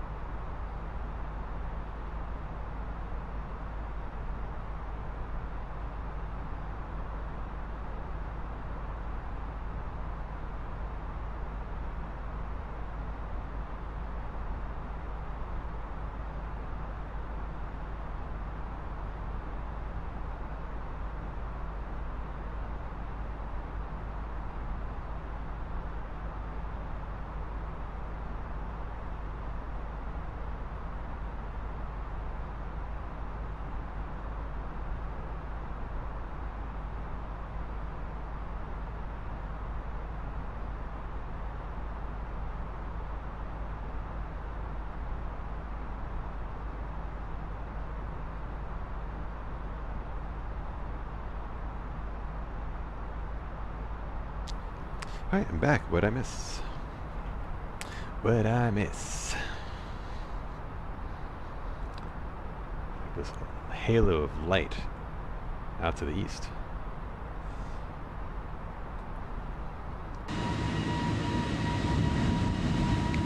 is getting redder as it sets. Yeah, I wonder what's causing that.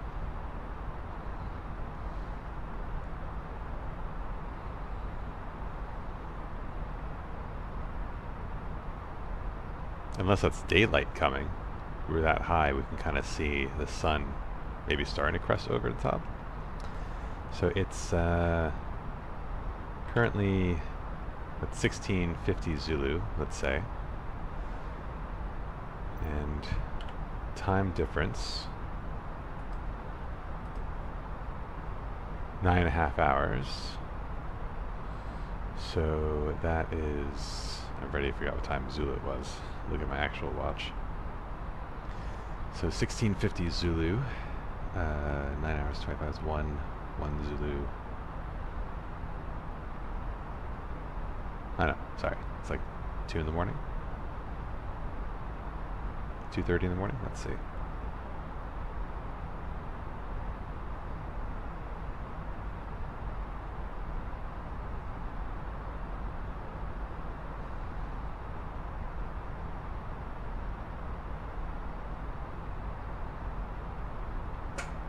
It's 2:20 in the morning.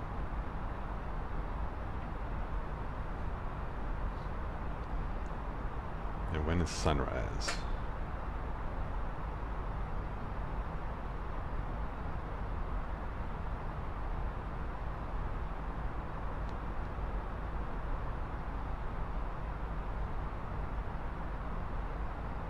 (6:30).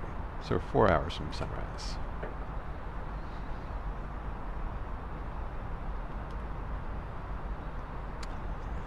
Alright, getting close to our top of descent.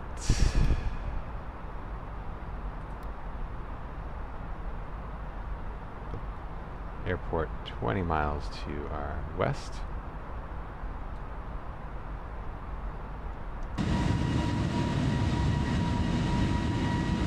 Must be it down there.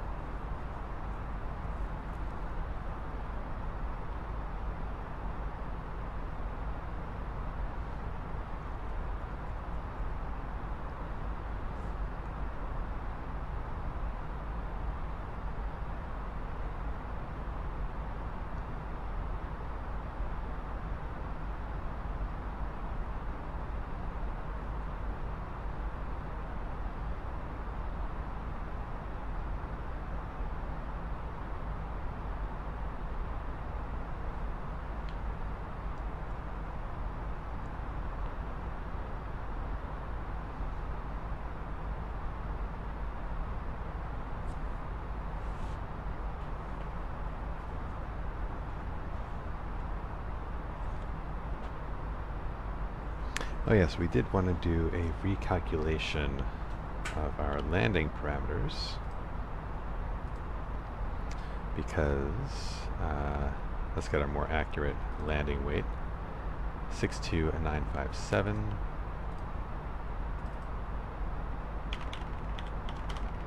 And get a more accurate, oh sorry, we know our QNH is actually 1013, so that's changed. Our approach speed is lower. Our approach speed is 132.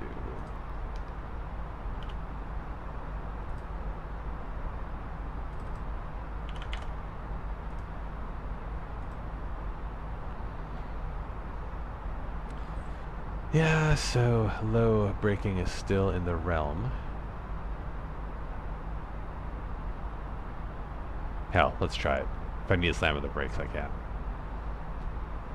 It's within the parameters, so let's just go with that. And low. Excellent.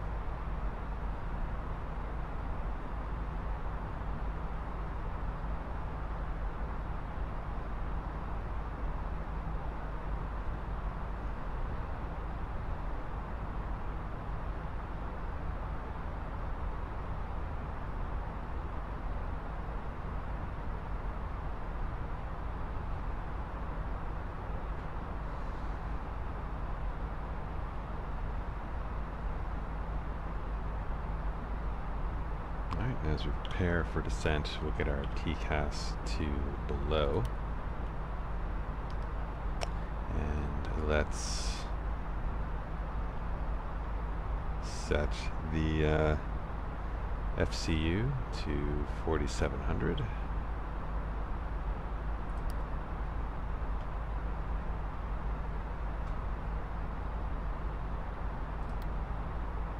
And wait for that beautiful blue line to get close to us.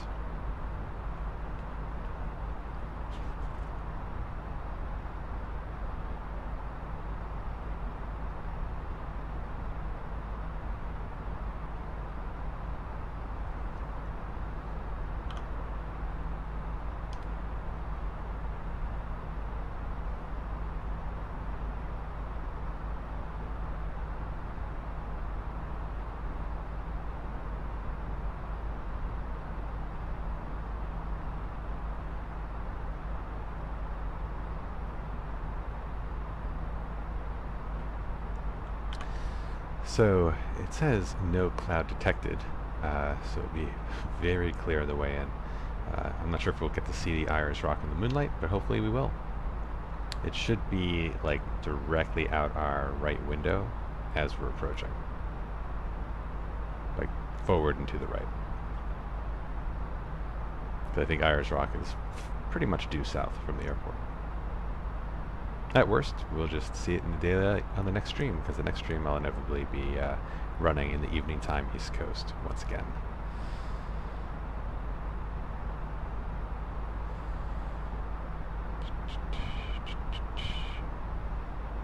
Just checking. February 11th, 1600 Zulu, so that report is going on an hour old. That should be fine. Shouldn't be materially different. We can always check the METAR again after the next hour if there's another report.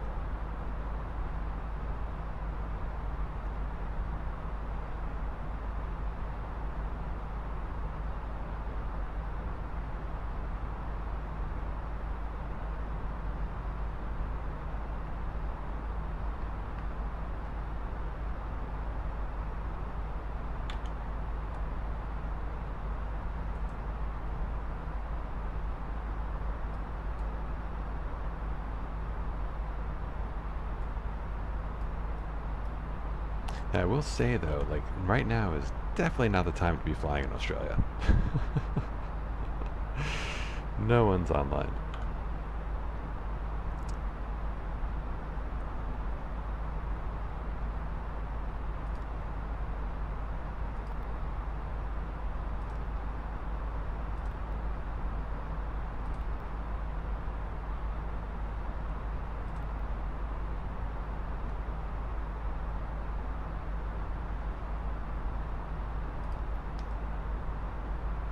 Getting close now. Who's ready to get down? I'm ready to get down.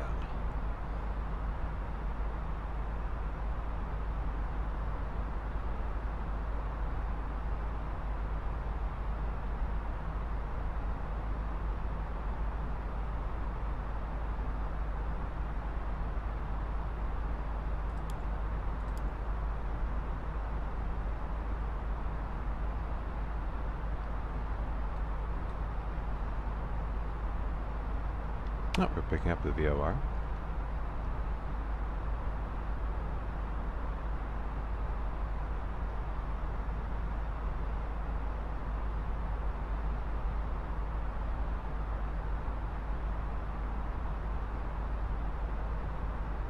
And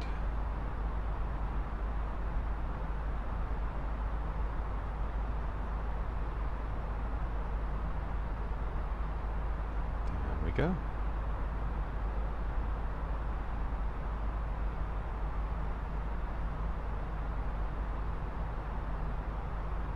I feel like the weather just updated because the plane shifted to the left a little bit.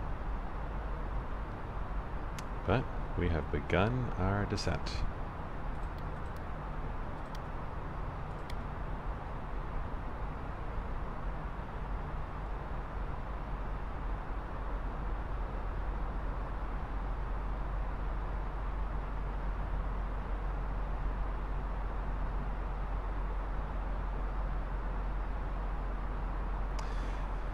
So actually going to go back to plan.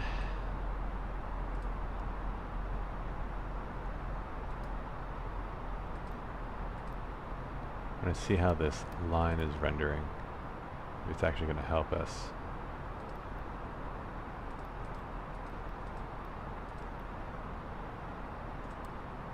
And the answer is yes. So that is beyond the airport. So we can just hand fly along that vector.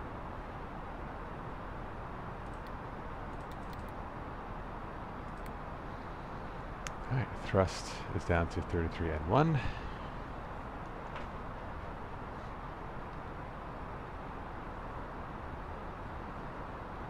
We're losing altitude.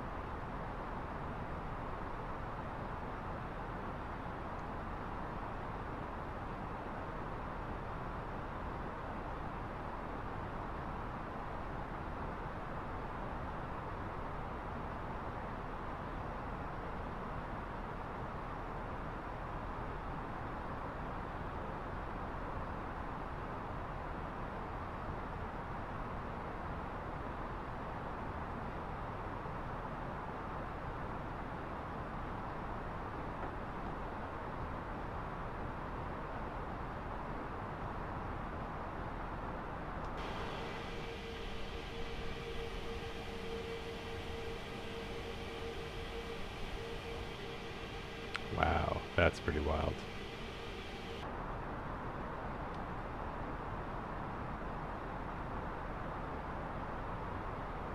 Oh, the wind's changed again.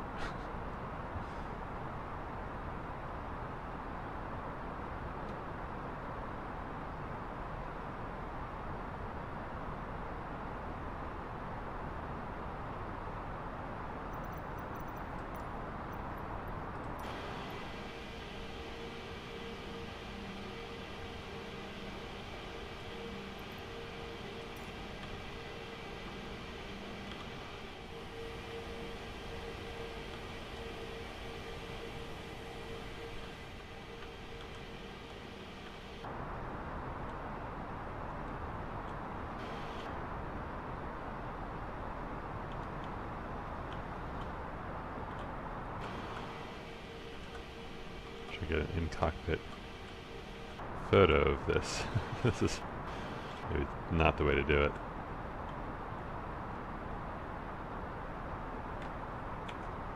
Oh, I got something.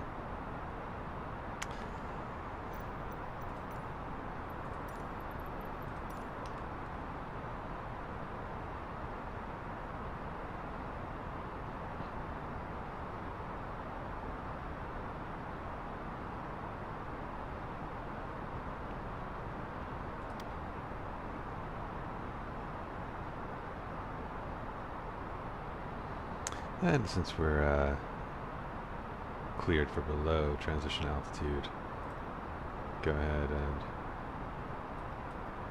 Oh, let's pull. Push. Get QNH dialed in to level QNH.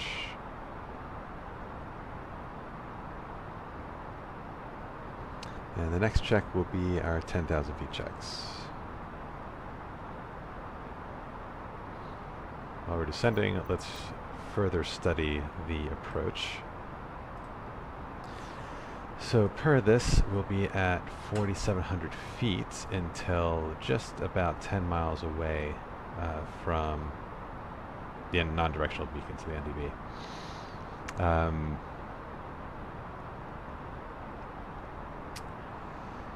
And that is, yeah, 233. So that's that. We'll watch the ADF there. Because then at that point, we'll want to start descending at a 3-degree downward angle, pretty much all the way to the runway. So see if that ties with this chart. Oh, not really. It's a bit of a different procedure here.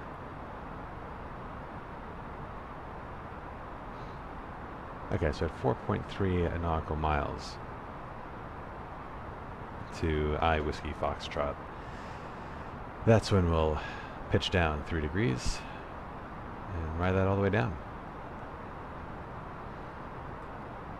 They do have PAPI lights, so once we have the PAPI lights in sight, we can read it clearly. We'll go to, we'll take the autopilot off and then we'll hand fly it in the rest of the way.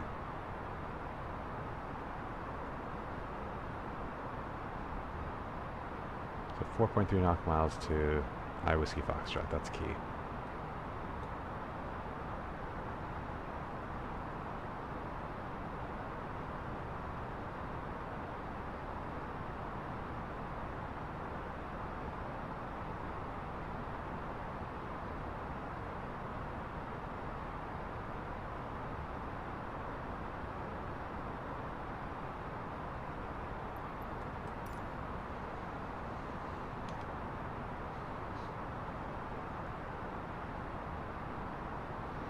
Alright, so let's see if there's a new METAR.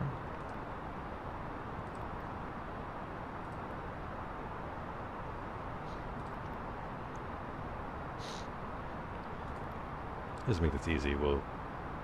Oh, I can't clear the alternate. Interesting. Huh. Okay.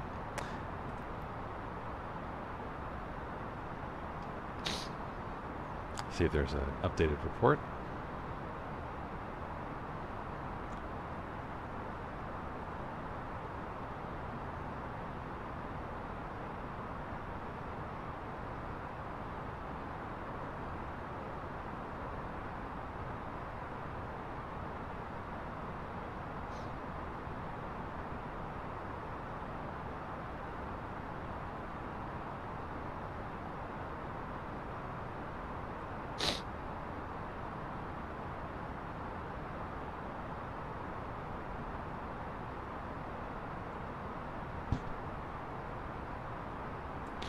Yeah, there's the message.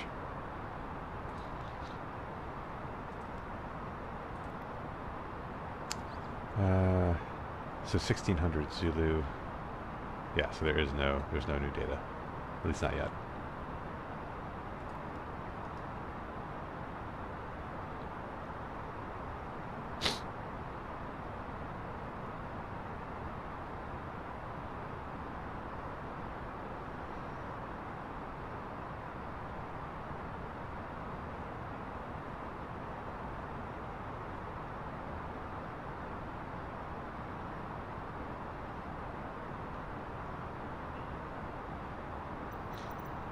In terms of when we'll start configuring for landing,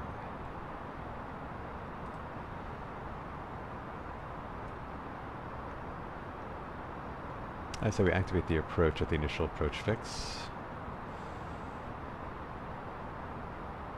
and we'll aim to be fully configured before, yeah, probably around Whiskey India.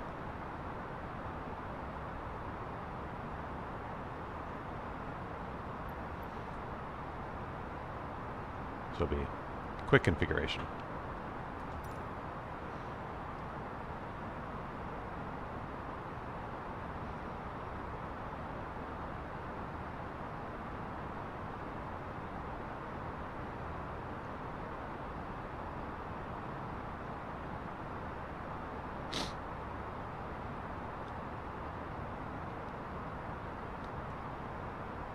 The moon has set, so it is just real dark.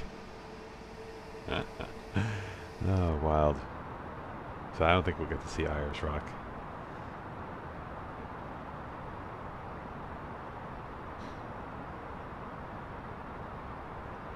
This must be really spooky in real life. But I don't think there are any nighttime flights to Ayers Rock, honestly.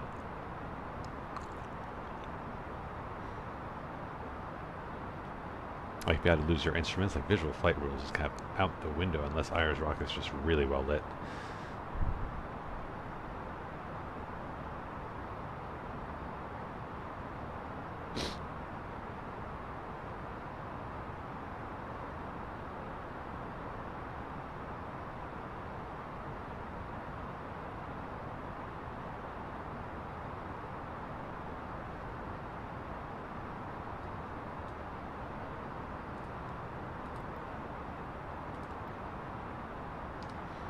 So we're looking at 20 past now for our arrival. And we're expected 35 past. So, on time, maybe a little early. We'll see. As we continue to slow down.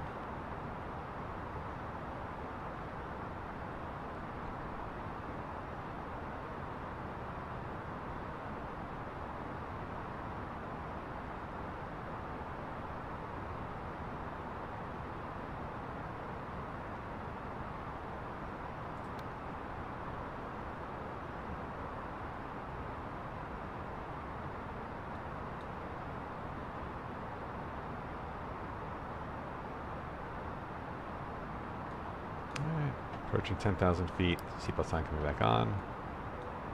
Get those landing lights on.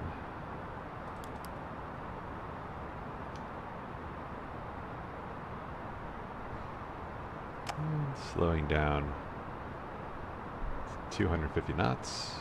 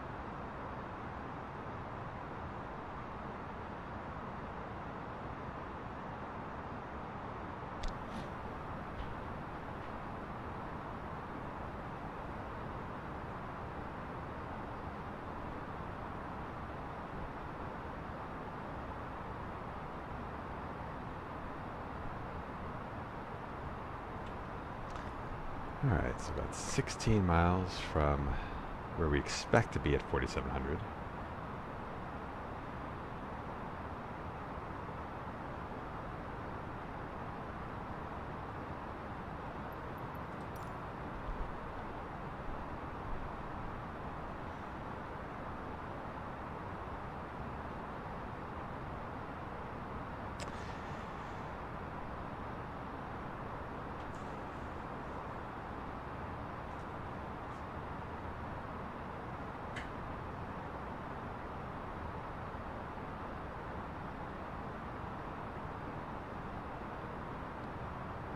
Still nothing outside. Like, nothing. That's just like seriously eerie. No roads, no street lights, just pitch blackness.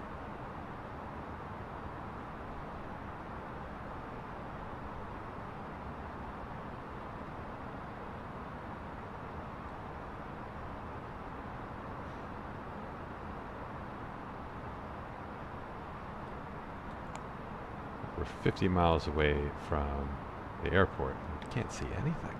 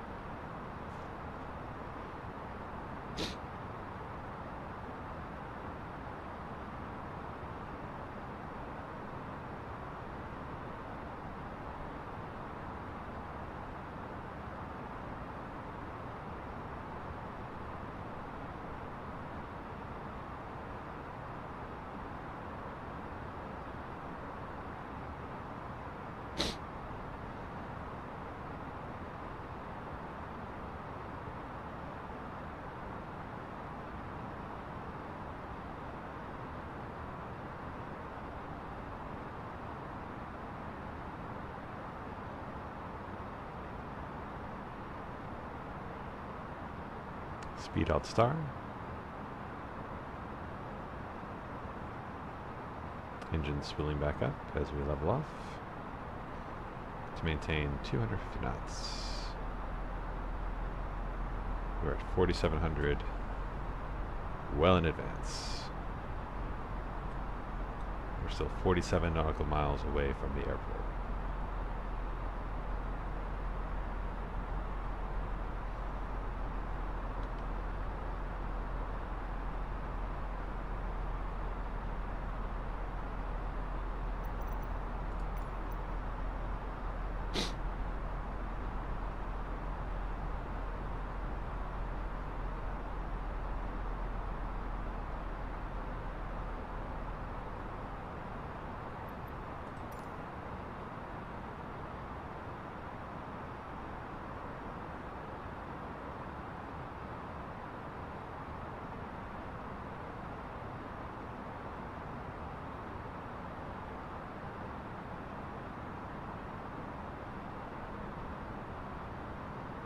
Alright.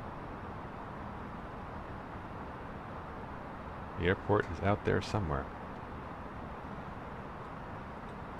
Get these floodlights off. Make it a bit easier to look outside.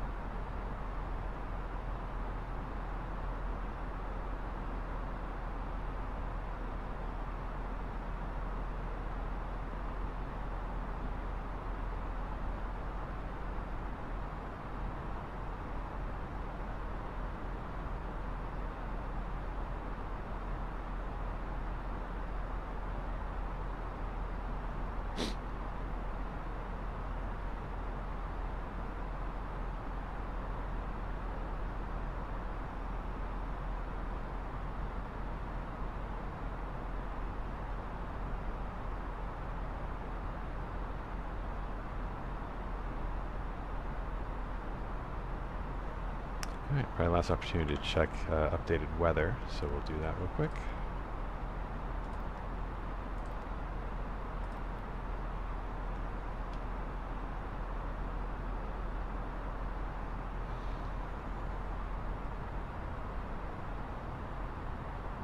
So we'll do our approach checklist as well. So briefing is confirmed, ECAM status is checked. Landing distance is confirmed, seatbelts are on, bow ref is set, minimums are set, and the engine mode selector is set to normal.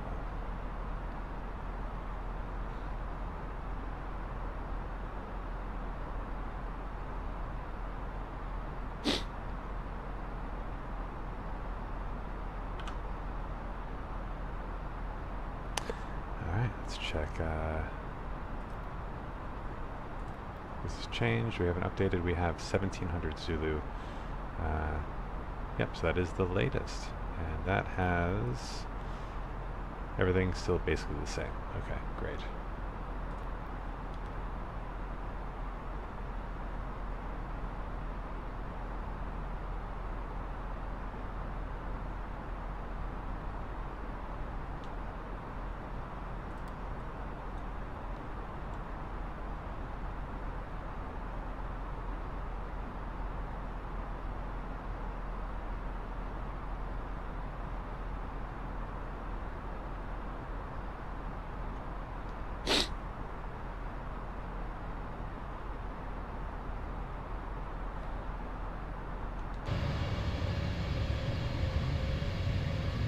Still nothing.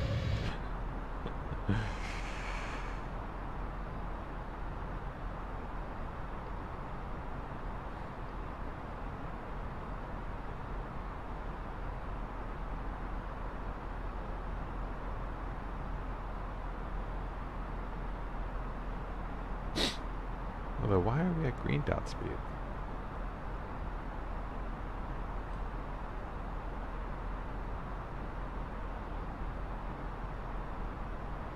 Interesting.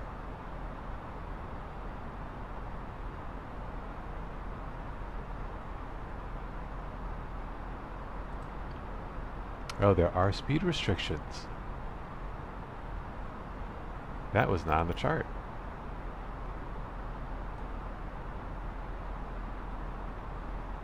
Oh, max initial 210 knots. It's there. Wow.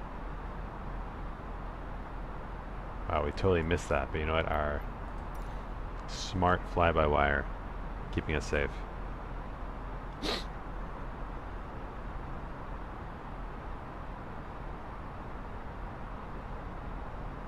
So, do we have LNAV all the way? Sorry, VNAV. In terms of VNAV altitudes, not really. It's not from what I can see.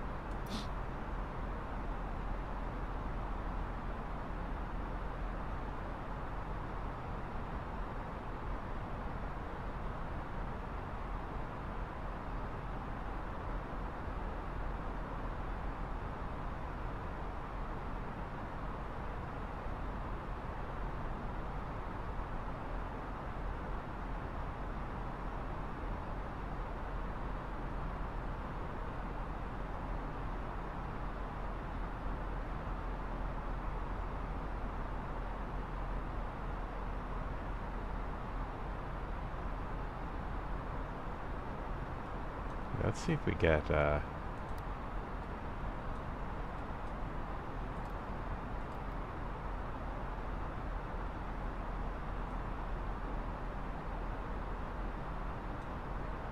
I guess we get the altitude levels until Whiskey Foxtrot. And I guess from there, then we can kind of automate it using vertical speed.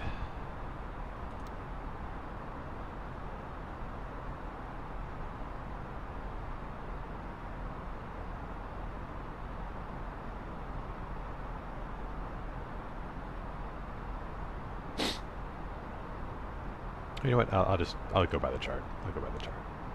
That feels less error prone.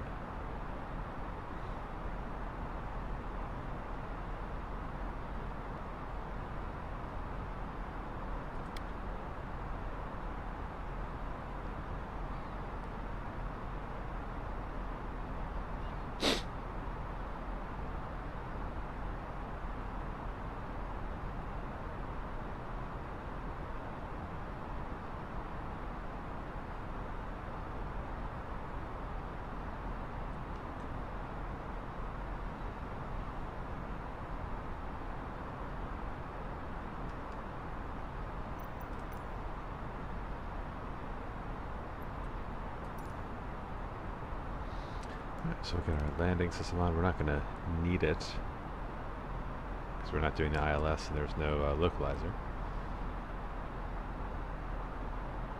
But just in case.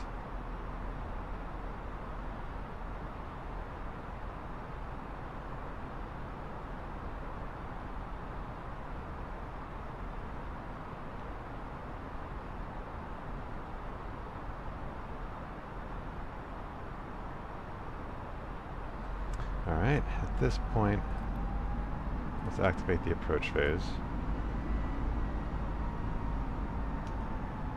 We'll arm the approach. I guess there's no approach to arm.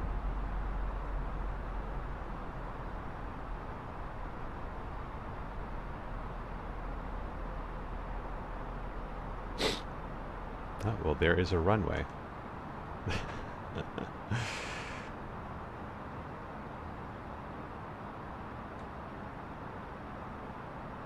Okay, speed check flaps 1.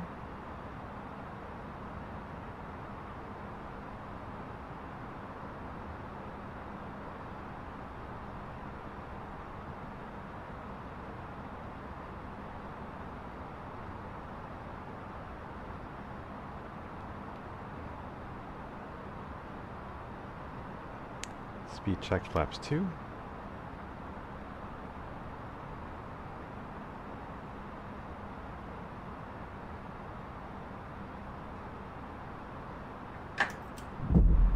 clear is coming down.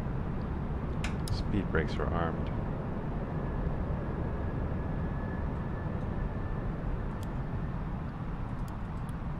Lights are set.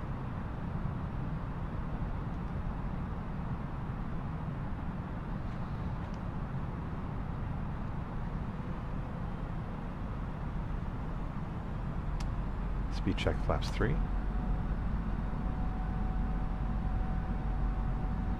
And flaps full.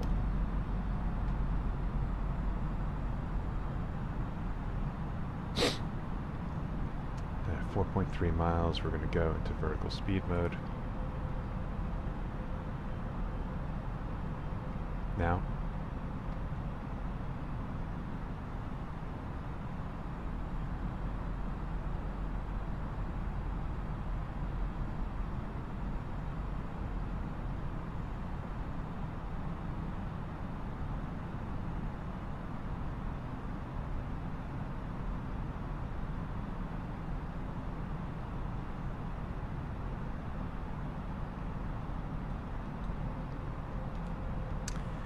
Ayers Rock traffic, Qantas 9084 on 8 mile finals, runway 13. Ayers Rock traffic.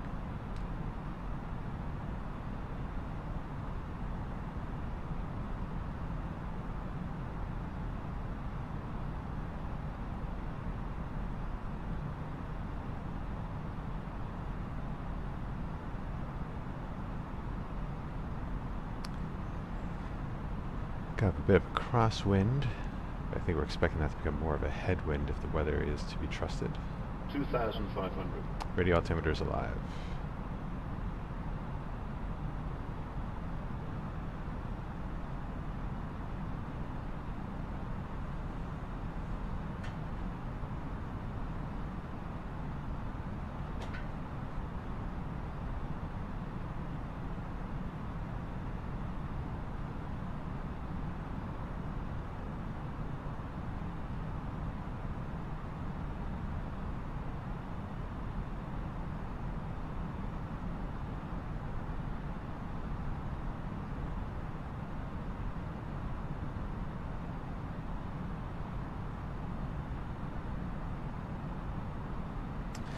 Alright, landing checklist cabin crew.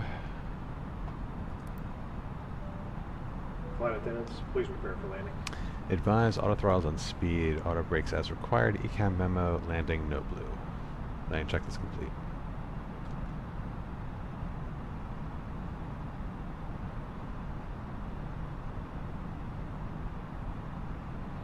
Pappy shows us a little high, I'll increase our angle. So I got a clear line of sight on those pappies, then I'll go to manual control. We're 4 miles out.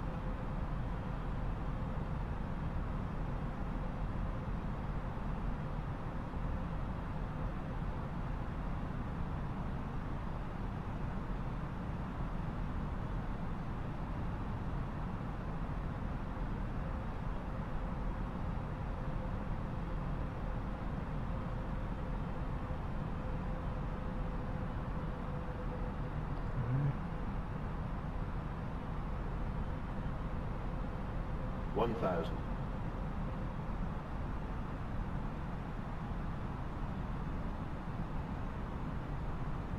We're getting that headwind now.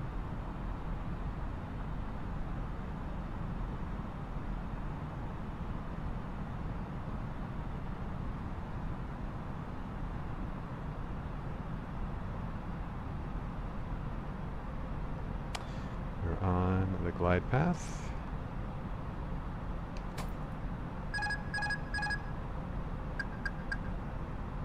Hundred above.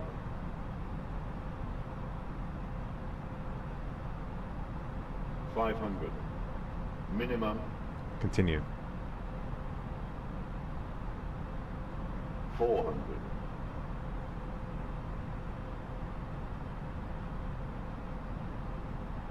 300.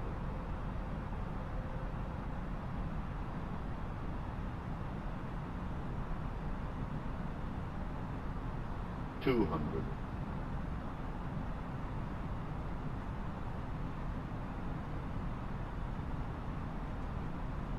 100.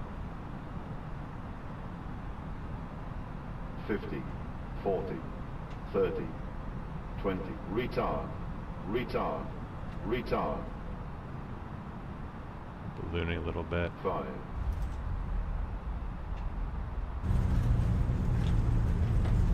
Ooh, that was bad. Reverse green. Decel.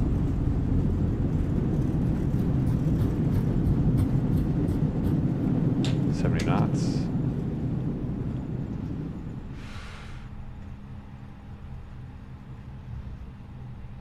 That was a terrible landing.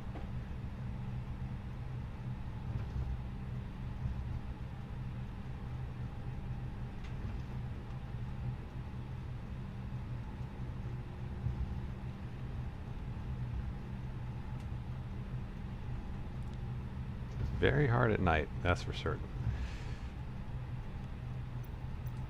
Let's look at the airport charts. There'll be a turnout on the right side.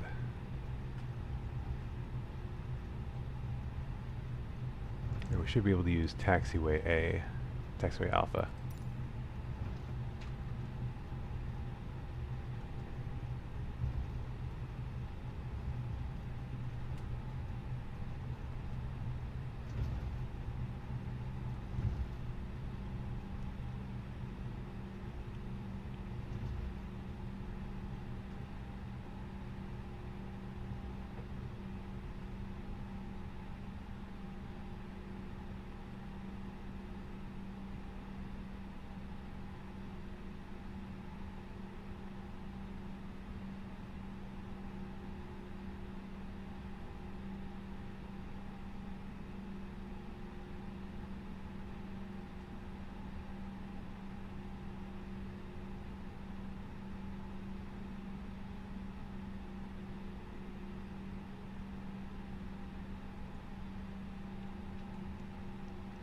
Ayers Rock traffic, Qantas 9084, back taxiing runway 13, Ayers Rock traffic.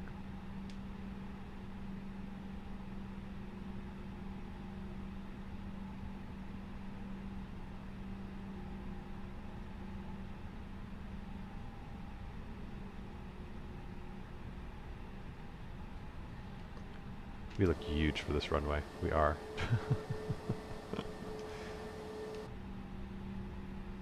The runway seems a little like off-center. It's not quite symmetrical. Yeah, there's some issues with this airport.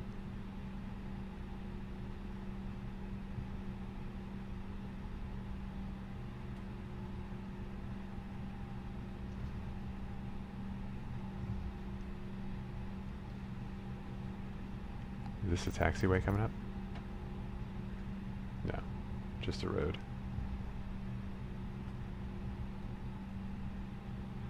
Or is that supposed to be the turnaround point? This airport is messed up.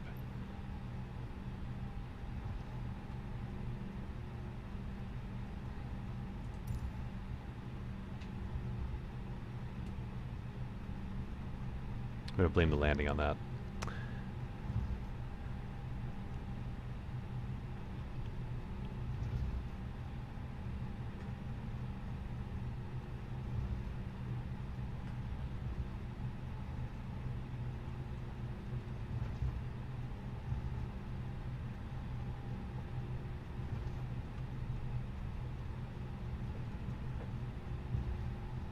Yeah, that was a hard landing.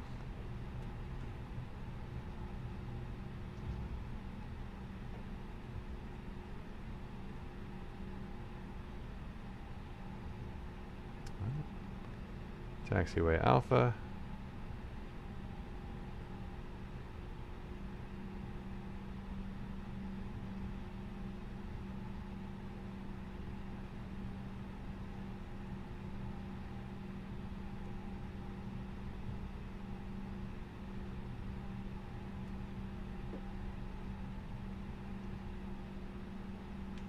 Ayers Rock traffic, Qantas 984, clear of runway 13, Ayers Rock traffic.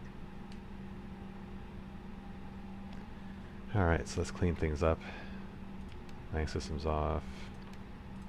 Flight director can come off at this point. Ground spoilers disarmed, flaps retracted. Landing lights off. taxi strobe and come back to auto. And APU, come on. 1, 2, 3. And do afterline checklist, flaps, retract display, disarmed, APU as required, radar off and standby, and predictive wind shear system off and standby. ATC coming to standby, and TCAS can go to standby. Afterline checklist complete. All right. Let's go park.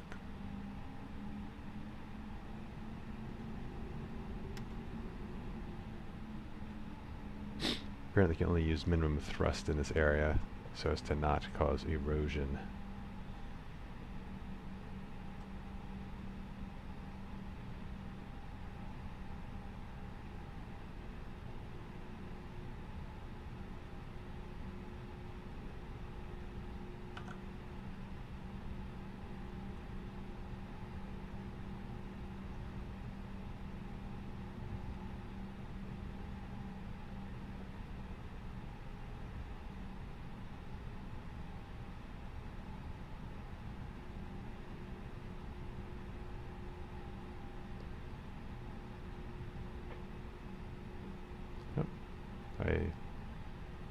The parking stands don't seem to be well marked, so I'm just going to assume use this one. We'll run this guy over. That's an APU unit. Yeah, so that's fine. We're a little off kilter, but this is not exactly a premium airport either. Alright, so we are at stand. Parking brake is on. APU is available. Engine is coming off. And seatbelt sign coming off.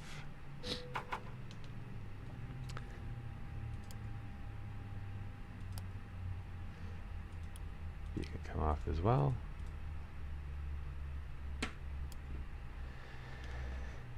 And there's no external, oh, there is external power because we're right there by the guy. But that's fine, we won't use it. We'll just shut off on APU and we'll just start shutting things down. Parking checklist. APU bleed, we'll turn that on for now. Engines off, seatbelts off, exterior lights as required. Fuel pumps can come off.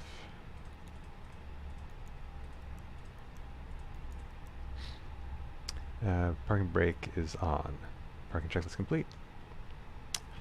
So let's start securing the aircraft.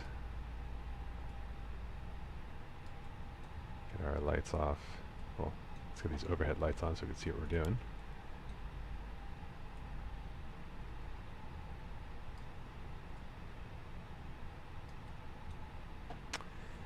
Alright.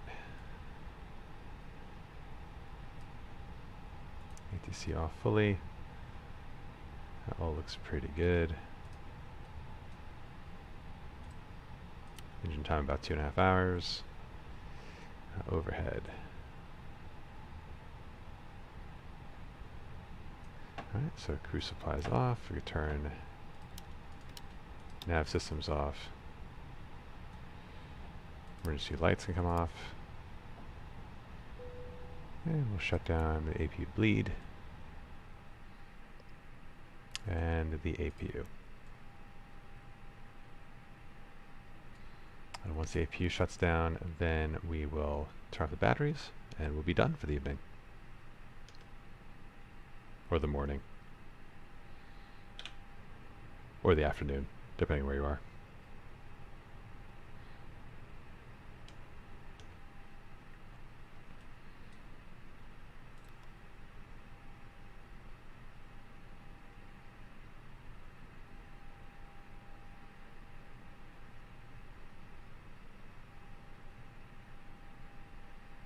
Wait for that APU to spool down.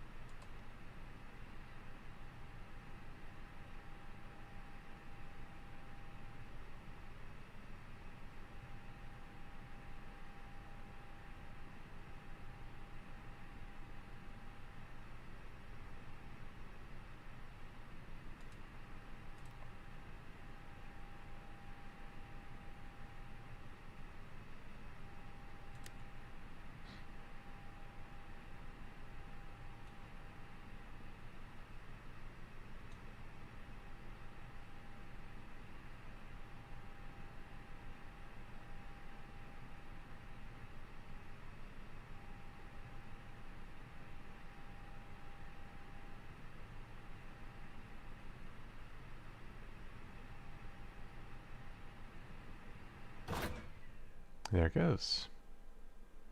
We're back on battery power. So we'll go ahead and turn those nav and logo lights off. Turn the dim lights off. All that's left to do is to shut down the batteries.